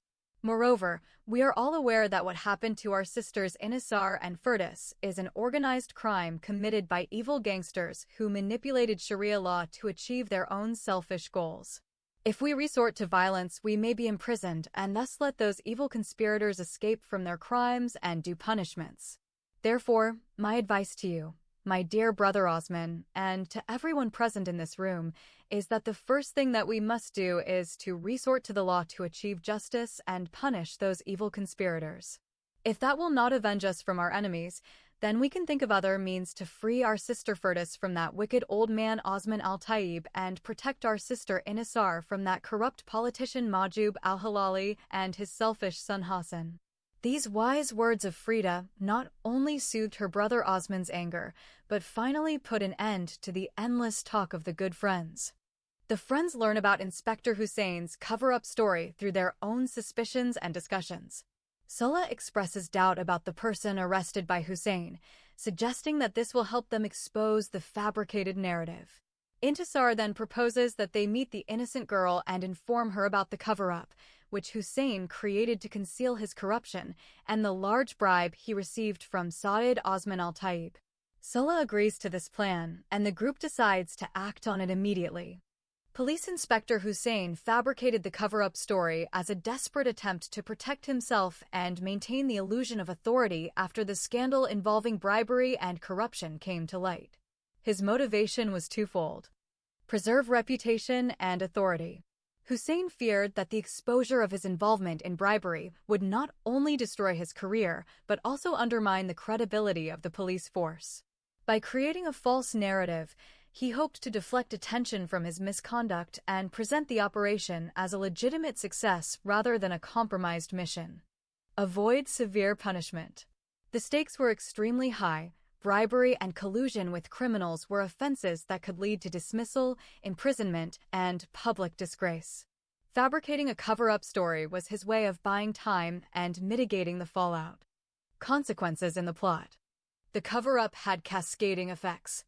Immediate failure. The fabricated story quickly collapsed under scrutiny. Witnesses and evidence contradicted Hussein's claims, later leading to his dismissal from the police force and imprisonment. Escalation of chaos. His actions intensified public outrage. When the truth emerged, the crowd's anger boiled over, resulting in riots and destruction in the courtroom, symbolizing the collapse of trust in law enforcement. Impact on other characters. The exposure of the cover-up linked Hussein to Osman's bribery scheme, which dragged him deeper into the broader conspiracy of forced marriages and systemic abuse. This connection reinforced the novel's critique of corruption and patriarchal power structures. Thematic significance. Hussein's downfall illustrates how corruption corrodes institutions and amplifies injustice, leaving vulnerable individuals, like Mona and Firdaus, without protection. After Badriya recounting the details of the emergency meeting of the conspirators in her house, the friends decided to act quickly, with Salah and Walid heading to the Gadaref Times to seek help from a journalist. Here's a detailed summary of Salah and Walid's visit to the Gadaref Times based on the novel. Context leading to the visit.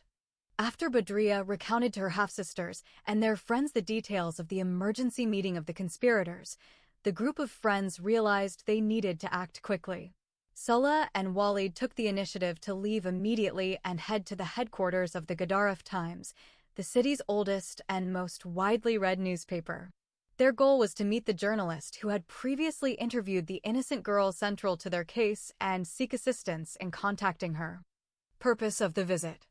Primary objective: to enlist the journalist's help in reaching the girl who had been interviewed, as her testimony was crucial for exposing the truth and countering false narratives.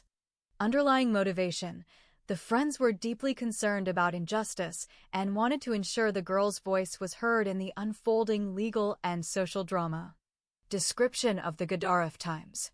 It is portrayed as a major institution in the city, employing hundreds of journalists and staff. The building is a hub of activity, with numerous visitors daily for publishing articles, placing advertisements, and engaging in civic discourse. Tone and significance. The visit symbolizes a turning point in the narrative. It reflects Sulla's leadership and legal acumen as he spearheads efforts to gather evidence and allies. Walid's involvement underscores the solidarity among the Friends in their fight against corruption and societal oppression. The urgency of their mission highlights the gravity of the situation and the reliance on media as a tool for justice. Sulla and Walid's visit plays a crucial role in shaping the narrative because it introduces both practical and emotional turning points. 1. Emotional and moral support. Their presence offers Intisar and Sami a sense of solidarity during a time of extreme vulnerability. Sulla, as a recognized lawyer, reassures them with legal advice and moral encouragement, while Walid adds a voice of empathy and realism. This moment contrasts sharply with the hostility and coercion they have faced from patriarchal figures, highlighting the theme of friendship as resistance. 2. Legal and strategic guidance. Sulla uses the visit to outline possible escape routes and legal strategies. He warns that refugee status within Sudan is unlikely and advises fleeing to South Sudan or Egypt if necessary. This advice underscores the gravity of their situation and foreshadows the couple's eventual flight from systemic oppression. 3. Narrative function. The conversation during the visit deepens the reader's understanding of the broader injustice, forced marriage, religious coercion, and the criminalization of love. It also introduces tension. While the Friends plan to help, spies of Hassan begin trailing them, signaling imminent danger and escalating suspense. 4. Symbolic impact. The visit symbolizes a fragile alliance against entrenched misogyny. It contrasts two worlds, one of oppressive laws and another of human compassion and resistance. This duality reinforces the novel's central conflict between liberty and patriarchal control. In short, Sulla and Walid's visit is not just a friendly gesture, it is a catalyst for hope, a strategic pivot, and a narrative device that heightens both urgency and thematic depth.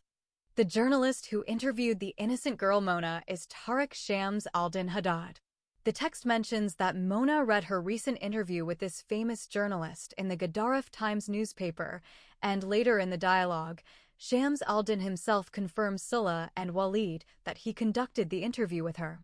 Mona's story, as revealed in the interview, is deeply tragic and layered with systemic injustice. 1. The kidnapping and assault. Mona was abducted and taken to a brothel where she endured brutal gang rape by 6 men. Among them was Omar Ibrahim Mustafa Jabir, known as the Magician, who played a central role in the crime. This ordeal left her physically and emotionally shattered. 2. Public reaction and media frenzy. After her rescue and recovery in hospital, Mona gave her statement and spoke to journalists. Her harrowing account gripped the public, sparking outrage and demands for swift justice, including the execution of the 5 gangsters and the capture of their leader. The press also pushed for answers about the mysterious 6th criminal, the Magician, whom Mona identified as the most handsome among her attackers, contradicting the official narrative that had misidentified him. 3. Conflict with authorities. Mona's testimony clashed with Inspector Hussein's version of events. She suspected a cover-up, as the inspector appeared to protect certain criminals and resisted media requests to interview them. This tension highlighted corruption within law enforcement and the influence of bribery in obstructing justice. 4. Mona's courage. Despite her trauma, Mona agreed to assist in exposing the truth. She consented to accompany Sulla and others to identify Omar, the Magician, for arrest, even though she feared retaliation. Her bravery became pivotal in challenging the fabricated story and pushing for accountability. Here's a focused analysis on Mona's role in exposing the cover-up and confronting the Magician, based on the text. Mona's role in exposing the cover-up. Discovery of hidden truths. Mona acts as the catalyst for unveiling the concealed wrongdoing. She pieces together fragmented clues, demonstrating persistence and critical thinking. Moral compass. Her actions are driven by a strong sense of justice, positioning her as the ethical counterpoint to the magician's manipulative schemes. Strategic revelation. Mona doesn't expose the cover-up impulsively. She carefully chooses the moment to maximize impact, ensuring the truth cannot be dismissed or silenced. Confrontation with the magician. Direct challenge. Mona confronts the magician head-on, refusing to be intimidated by his power or influence. This marks a turning point in the narrative. Psychological strength. Her confrontation is not just physical but intellectual. She dismantles Inspector Hussein and the magician's arguments and reveals contradictions in their narrative. Symbolic victory. This clash represents more than personal triumph. It underscores the theme of truth prevailing over deception. Here's another detailed summary of the visit of Salah, Walid, and the journalist Shams al-Din to the house of Mona, the first innocent girl. Context and purpose of the visit. After a harrowing trial and Mona's traumatic experience as a victim of kidnapping and rape, Salah, a recognized Sudanese lawyer, Walid, the good citizen who reported the crime, and Shams al-Din, a journalist, decide to visit Mona at her home. Their primary aim is to reassure Mona about the safety. They want to seek her cooperation in exposing Omar, one of the notorious criminals involved in her abuse. Atmosphere and emotional tone. The visit is emotionally charged. Mona is deeply distressed and bitter about her ordeal, feeling that Walid's intervention prolonged her suffering rather than ending it quickly. She lashes out at Walid, saying his actions caused her more harm than the criminals, as she now faces lifelong shame instead of a short-lived tragedy and quick death. Mona breaks down in tears, expressing hopelessness. "My life is like glass shattered on rocks. Even God cannot make me happy again." Her mother also cries loudly, amplifying the sense of despair. Salah and Walid are moved to tears, bowing their heads in sorrow, while Shams al-Din tries to console Mona, urging her to think of the future and forget the past. Key conversations. Revelation of events. Walid recounts the entire story, from the discovery of the crime to his efforts to protect Mona, emphasizing his role in saving her life. Discussion of the magician. Salah proposes that Mona accompany them to Omar's house and report him to the police as one of her kidnappers and rapists. Mona hesitates, fearing Omar's violent retaliation, but Salah assures her that 6 armed policemen will accompany her and protect her. Mona's decision. After initial resistance, she agrees to cooperate, showing courage despite her trauma. Underlying themes. Justice versus vulnerability. The visit underscores Mona's fragile state and the inadequacy of the justice system, which failed to compensate her or even acknowledge her suffering. Friendship and solidarity. Despite the risks, Salah and Walid stand by Mona, offering emotional support. Patriarchal oppression.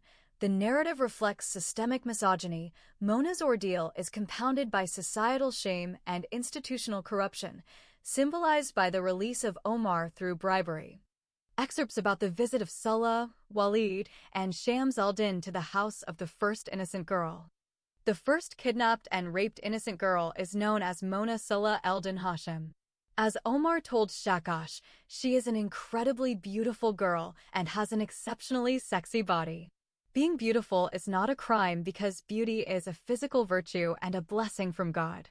Unfortunately for Mona, her beauty has been spoiled by evil men who kidnapped and raped her. She was a virgin before these monsters kidnapped her and took her to their satanic ringleader, where he defiled her honor and took away her virginity. Now her name has been conflated with the crime of shame. In Indian society, a rape victim is expected to kill herself. But in Sudanese society, the rape victim will be treated as an open girl. This means that she has lost her virginity and has an open pussy. Every man will want to have sex with her, but none of them will agree to marry her. This is how society understood the heinous crime committed against the first innocent girl, Mona. No young man would marry a girl who had been subjected to such brutal rape. Although everyone referred to her as the innocent girl, in the corner of her mind he pictured her as a spoiled flower and her beauty tarnished. She was like a rose plucked by the wrong hands. Although she remained for a short time in those filthy hands, they made her stink of dirt and shame and turned her into a rotten apple. On that day, Mona was lying in her bed holding a copy of the Gedaref Times newspaper. She read her recent interview with the famous journalist, Tariq Shams Eldin Haddad, several times. She began to think of her sad story. Her mind is clouded with many dark thoughts. She knows before her rape she was young, beautiful, and virgin, and many young men wanted to marry her. But today she saw herself as a beautiful teenage girl who had a fatal accident that left her legs and hands amputated and her eyes blinded. Who would marry such a completely disfigured and disabled girl? People will only pity her. Mona hated the 6 criminals who brutally raped her and destroyed her life permanently. She wishes she died on that Black Friday when she was brutally raped all day and throughout the night. She had always cursed her ravishing beauty and sexy body, which attracted those evil men to her. She also wishes that she had been born as a blind, deaf, dumb, and ugly girl. The innocent girl Mona was taught from childhood by her conservative parents that love between a girl and a boy before marriage is evil. She was told many times that love would make a girl fall into disgrace. She was made believe that many girls had lost their purity and virginity and brought shame on their families because they fell in love with boys before marriage. So, Mona removed herself from the reach of many young men who tried to win her heart. She was recently engaged to her cousin Kamal. He is supposed to marry her within a few months after she completes the 10th grade. Unfortunately, her fiancé changed his mind and was no longer ready to marry her after learning about the rape. He officially broke off their engagement. He considered his cousin Mona an irresponsible girl. How could she agree to sit in a car with 5 men she didn't know? Why did she stay silent and not scream for help when they kidnapped her? Mona tried to explain to him that they took her by force in their car and did not give her a chance to scream for help, but Kamal did not believe her. She knew and understood that in her condition, only an old man with many wives would marry her. Only such a polygamous elder could agree to marry her. So, she wishes to remain unmarried her whole life, rather than marry an old man. The innocent girl Mona thought of committing suicide, but the fear of going to hell filled her heart. As a Muslim girl, she was taught at home and in school that anyone who commits suicide will go to hell.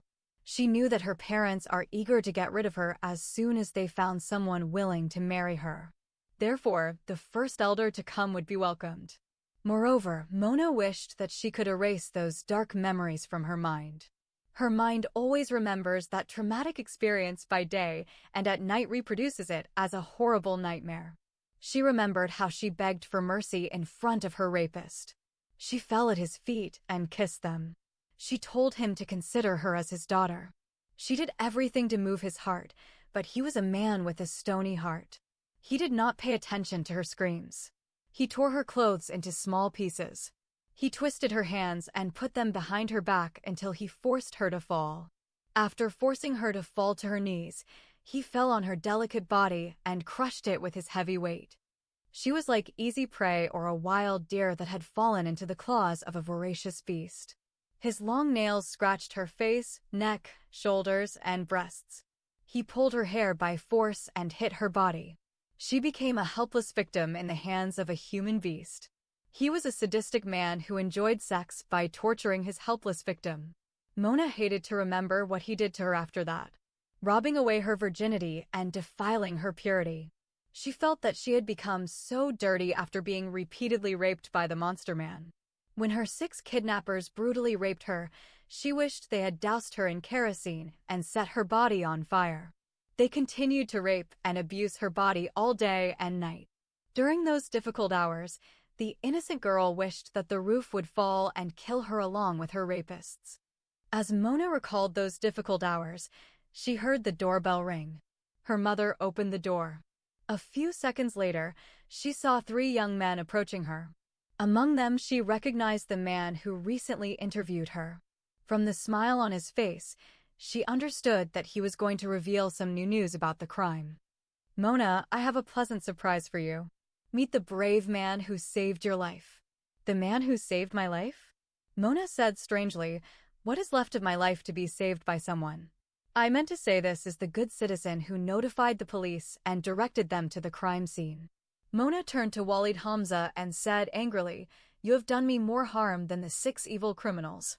If it weren't for you, I would have died on that Black Friday, and no one would have known about my shame. I would suffer for a few hours and die, but because of you I will suffer for the rest of my life." Mona stopped talking and burst into tears. Her mother also started crying loudly. The two friends Scylla and Walid bowed their heads as tears streamed down their cheeks. Then the reporter approached her ears and whispered, "Have you forgotten what I told you last night?" Shamsuddin said, "Please, dear, think of the future and forget the past." Mona said while crying bitterly, "I have no future. I have lost all hope in life. My life is like a glass that has fallen on rocks and shattered into small pieces. Even God cannot make me happy again. My life ended on that damned day." Scylla said calmly, "You are wrong, Miss Mona. You condemn yourself for a crime you did not commit." The innocent girl looked at Scylla with tear-filled eyes. "At least society and the law have condemned your kidnappers and rapists," Scylla continued sadly. When he saw everyone looking at him, he continued to speak loudly. "But my fiancé's kidnappers and abusers are protected by law, and her rapist is justified by society and religion. Like you, she was kidnapped by 5 men and forcibly taken to an old man who claimed to be her husband. Imagine a 15-year-old girl who was forced to marry a 70-year-old man. Now tell me who is supposed to lose hope in life, you or my fiancé?" Mona did not answer Scylla's question, but she continued to look at him. "Miss Mona, believe me, you have not reached the end of your life. You are still young, beautiful, and with a future. Study hard and forget the past. When you enter the university, you will find young men of your age with open minds.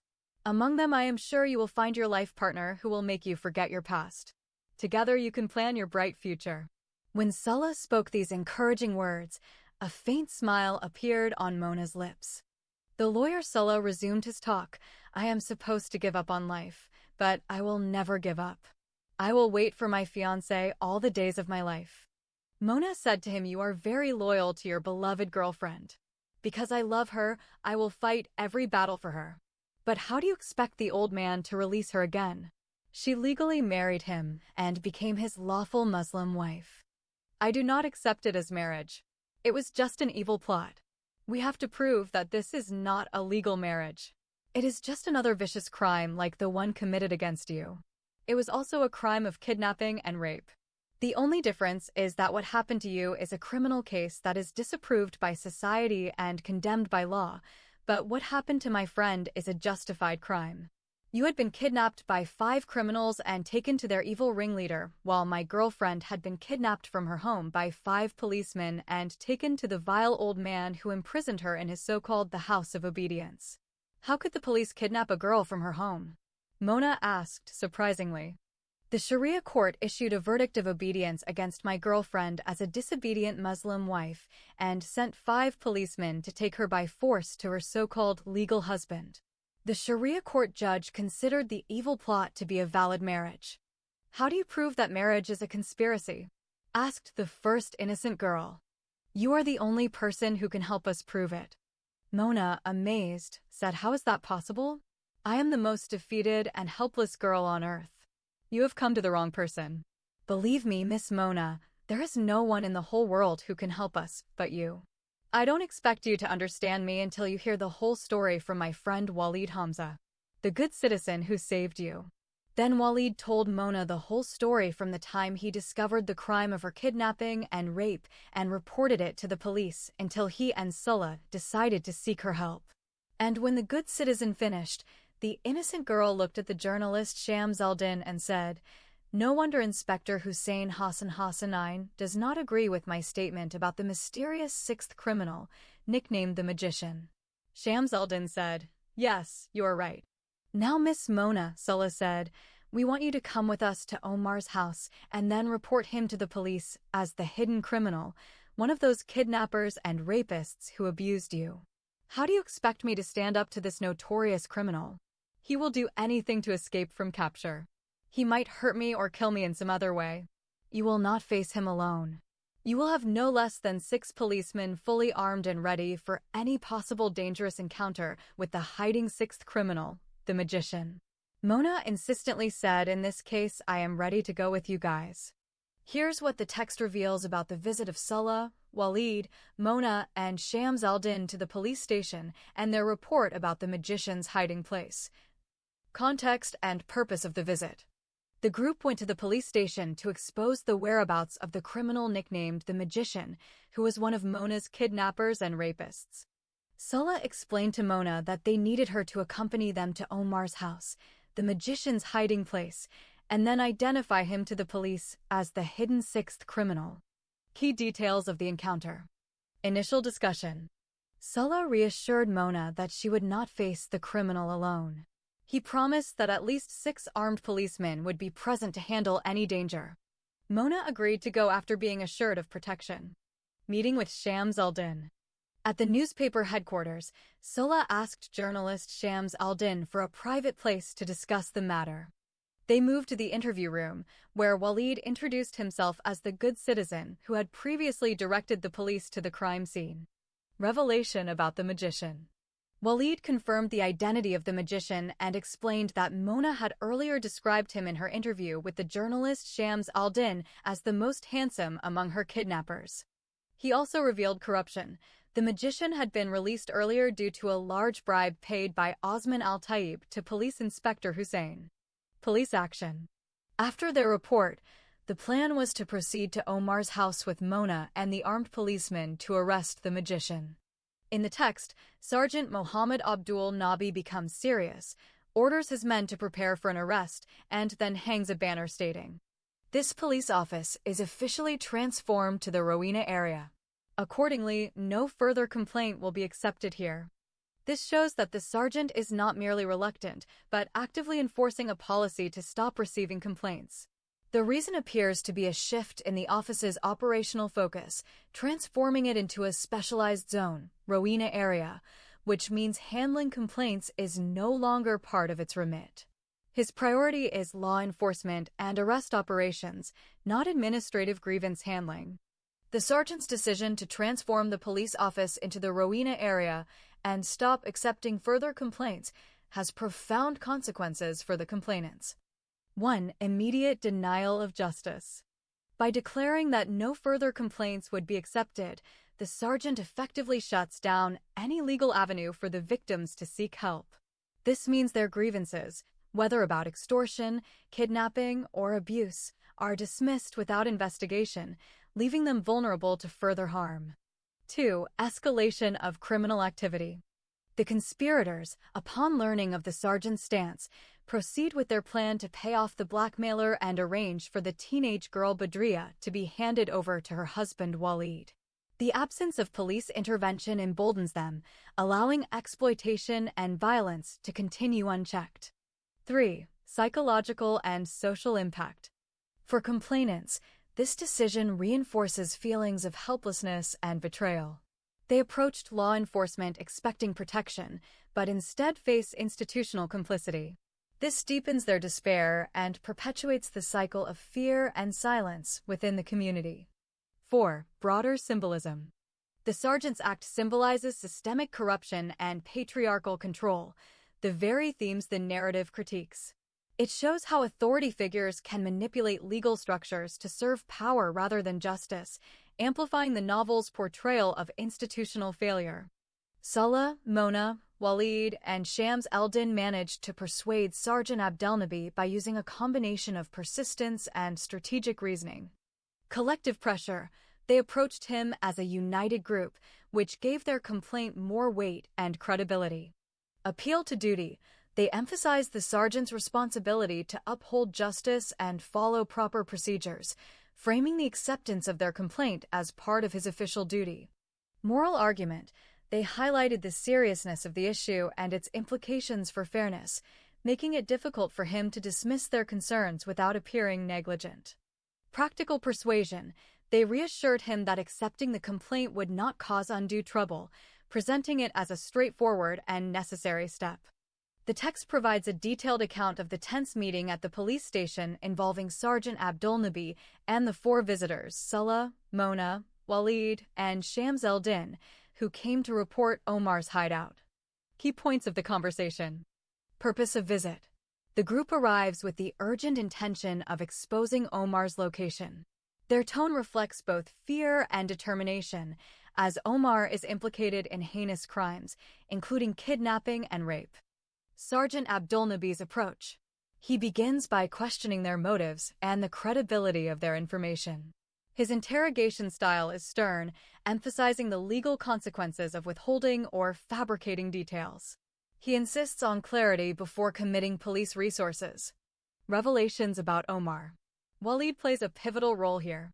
He recounts his prior encounters with Omar at a brothel where Omar and his gang assaulted an innocent girl, in the Sharia court where Omar attempted to manipulate proceedings. Walid's testimony shocks the police room, reinforcing the urgency of the report. Emotional dynamics. Sulla, as a lawyer, frames the disclosure in legal terms, stressing the need for swift action. Mona expresses moral outrage and fear of retaliation. Walid's calm but firm stance contrasts with the other's agitation, adding weight to his credibility. Outcome of the talk. After intense questioning, Sergeant Abdulnabi acknowledges the gravity of the allegations. He warns them about the risks of confronting a criminal network and signals that a raid will be organized, though he makes it clear that the operation will be dangerous and uncompromising. Before the police raid at Omar's house, the scene is tense and secretive. The household is described as cramped and dimly lit, with a flickering lantern casting shadows that heighten the sense of danger. The people present include Omar, the host and strategist, deeply involved in criminal and conspiratorial activities. Haja Sakina, Omar's mother, who is at the kitchen helping in preparing lunch for the guests. The Eritrean maid, Zahara, who is the main cook in the kitchen. Mr. Osman al-Taib, an influential and corrupt figure, accompanied by Miss Zakia, a nurse acting as his secretary and mouthpiece. The atmosphere is fraught with fear because everyone knows if discovery could lead to imprisonment or worse. The gathering last night was not casual, it was an emergency meeting of conspirators, plotting to destroy incriminating confession papers and protect themselves from exposure to the police. Here's what the text reveals about the arrest of the magician and Mr. Osman al-Taib in Omar's house. Police involvement. The operation was led by Sergeant Muhammad Abdulnabi and his team of officers. They acted after complaints were filed by a journalist and an innocent girl who had been victimized. Location and timing. The arrests took place in the magician's house during a police raid. Omar's mother later informed others about the raid, which caused some accomplices to flee to a nearby village. Targets of arrest. The sergeant and his officers arrested Omar, identified as the magician, Mr. Osman al-Taib, and Zakia, Osman's private nurse and personal secretary. Omar was heavily implicated in heinous crimes, and Osman was accused of bribery and collusion. The raid and capture. The arrest was part of a police raid treated as an urgent emergency. Orders authorized brutality and lethal force if necessary, with suspects to be treated as extremely dangerous. Sergeant Abdul Nabi led the operation with 4 officers. They stormed the location and captured Mr. Osman al-Taib, described as the evil old man. Omar Ibrahim Mustafa Jaber, referred to as the magician and half-brother of several victims. Zakia Karamala, Osman's private nurse and secretary. All 3 were taken to the dungeon and thrown behind bars after the raid. Context and themes. The arrests expose systemic corruption, bribery, abuse of Sharia guardianship laws, and collusion between wealthy elites and law enforcement. The narrative frames Osman as a symbol of patriarchal power, Omar as a manipulative enforcer, and Zakia as a conflicted accomplice oscillating between care and complicity. Here's an imaginary dramatic scene about the arrest of the suspects. Scene: the arrest. The night was heavy with tension, the streetlights casting long shadows across the rain-slick pavement. A distant siren wailed, growing louder with every heartbeat. Suddenly, tires screeched as two police cars swung into view, blue lights flashing like angry eyes in the dark. "Freeze!" The shout cracked through the silence, echoing off the brick walls. Officers spilled out, boots pounding, their torches slicing through the gloom. The suspect stood rigid, breath shallow, eyes darting for an escape that no longer existed. "Hands where I can see them," barked the lead officer, voice sharp as steel. The suspects hesitated, just for a second, before slowly raising trembling hands into the cold night air. The metallic click of handcuffs followed, final and unforgiving. As they led the suspects away, the rain began to fall harder, washing the street clean but leaving the weight of the moment behind. Justice had arrived, and it wore a badge. Excerpts about the actual police raid and the arrest of the suspects. In the meantime, on the next day, when the conspirators discovered that the girl Badriya had run away from the house, Syed Osman Al-Taib insisted on the need to pay the blackmailer Walid Hamza the money and tells him that the teenage girl, Omar's sister, who is married to him in his absence, would be handed over to him as soon as possible. They shall do that when they find out where she is hiding. Maulana Sheikh Marzouk, Haj Muhammad, and Syed Majub Al-Hilali went to the bank, withdrew the money, and went to Intisar's house. Upon their arrival, the mother, Sarah, told them that her son, Osman, and her two daughters, Farida and Intisar, were not at home. However, the guests insisted on waiting for them to return. The three conspirators hesitate to reveal the purpose of their visit to the mother. They suspected that the old woman might not be involved in the extortion business. Besides, the gang leader, the old man, severely warned them not to be deceived by his son Sammy and his evil friends, and also ordered them not to hand over the money until Omar's written and signed confession papers are handed over to them. Meanwhile, Mr. Osman Al-Taib and his secretary, Nurse Sakia, are waiting at Omar's house for their return. The old man is lying on a large royal bed, and next to him sits his beautiful and sexy private nurse. Omar is drinking beer and smoking a bango, a kind of a Sudanese marijuana. At the same time, a tape recorder is playing some of the magician's favorite vulgar songs. In the kitchen, the Eritrean maid, Zara, and the mother, Haja Sakina, are busy preparing lunch for the rich business tycoon and his beautiful secretary Zakia Karamala. At noon, the peaceful atmosphere was disturbed by heavy knocking at the outer door. Mother rushed to the door. "Who is there?" "The police." "What do you want from us?" The mother slurred her words. "Open the door," shouted one of the cops. "We are women here and there is no man in the house. I'm going to count from 1 to 10, and if you don't open the door, we'll force it open." There is no response from within, and so the counting begins.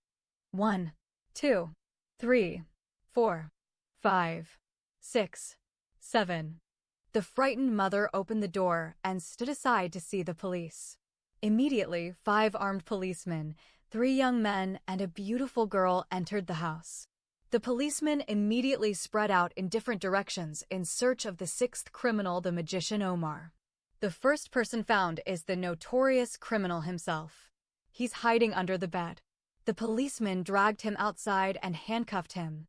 When the innocent girl, Mona, saw him, she screamed loudly that he was one of her kidnappers and rapists.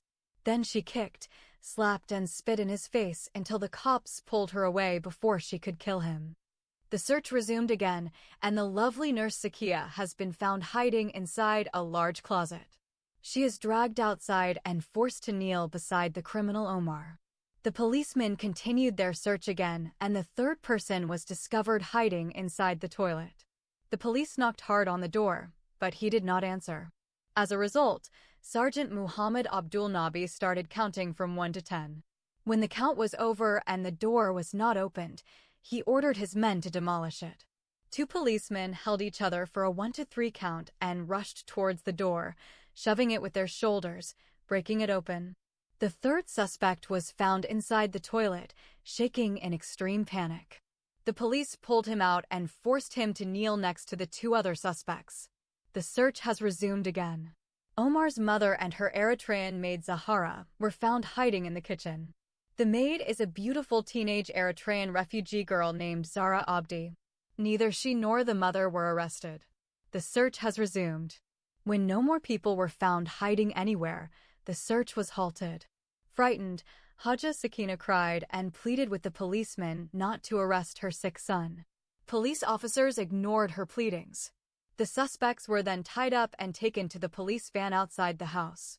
Meanwhile, many people gathered outside to witness the arrest of the notorious kidnapper and rapist, the magician Omar Ibrahim Mustafa Jabir, and the famous business tycoon, Mr. Osman Al-Taib, and his nurse and beautiful secretary, Zakia Karamala. End of the 7th video.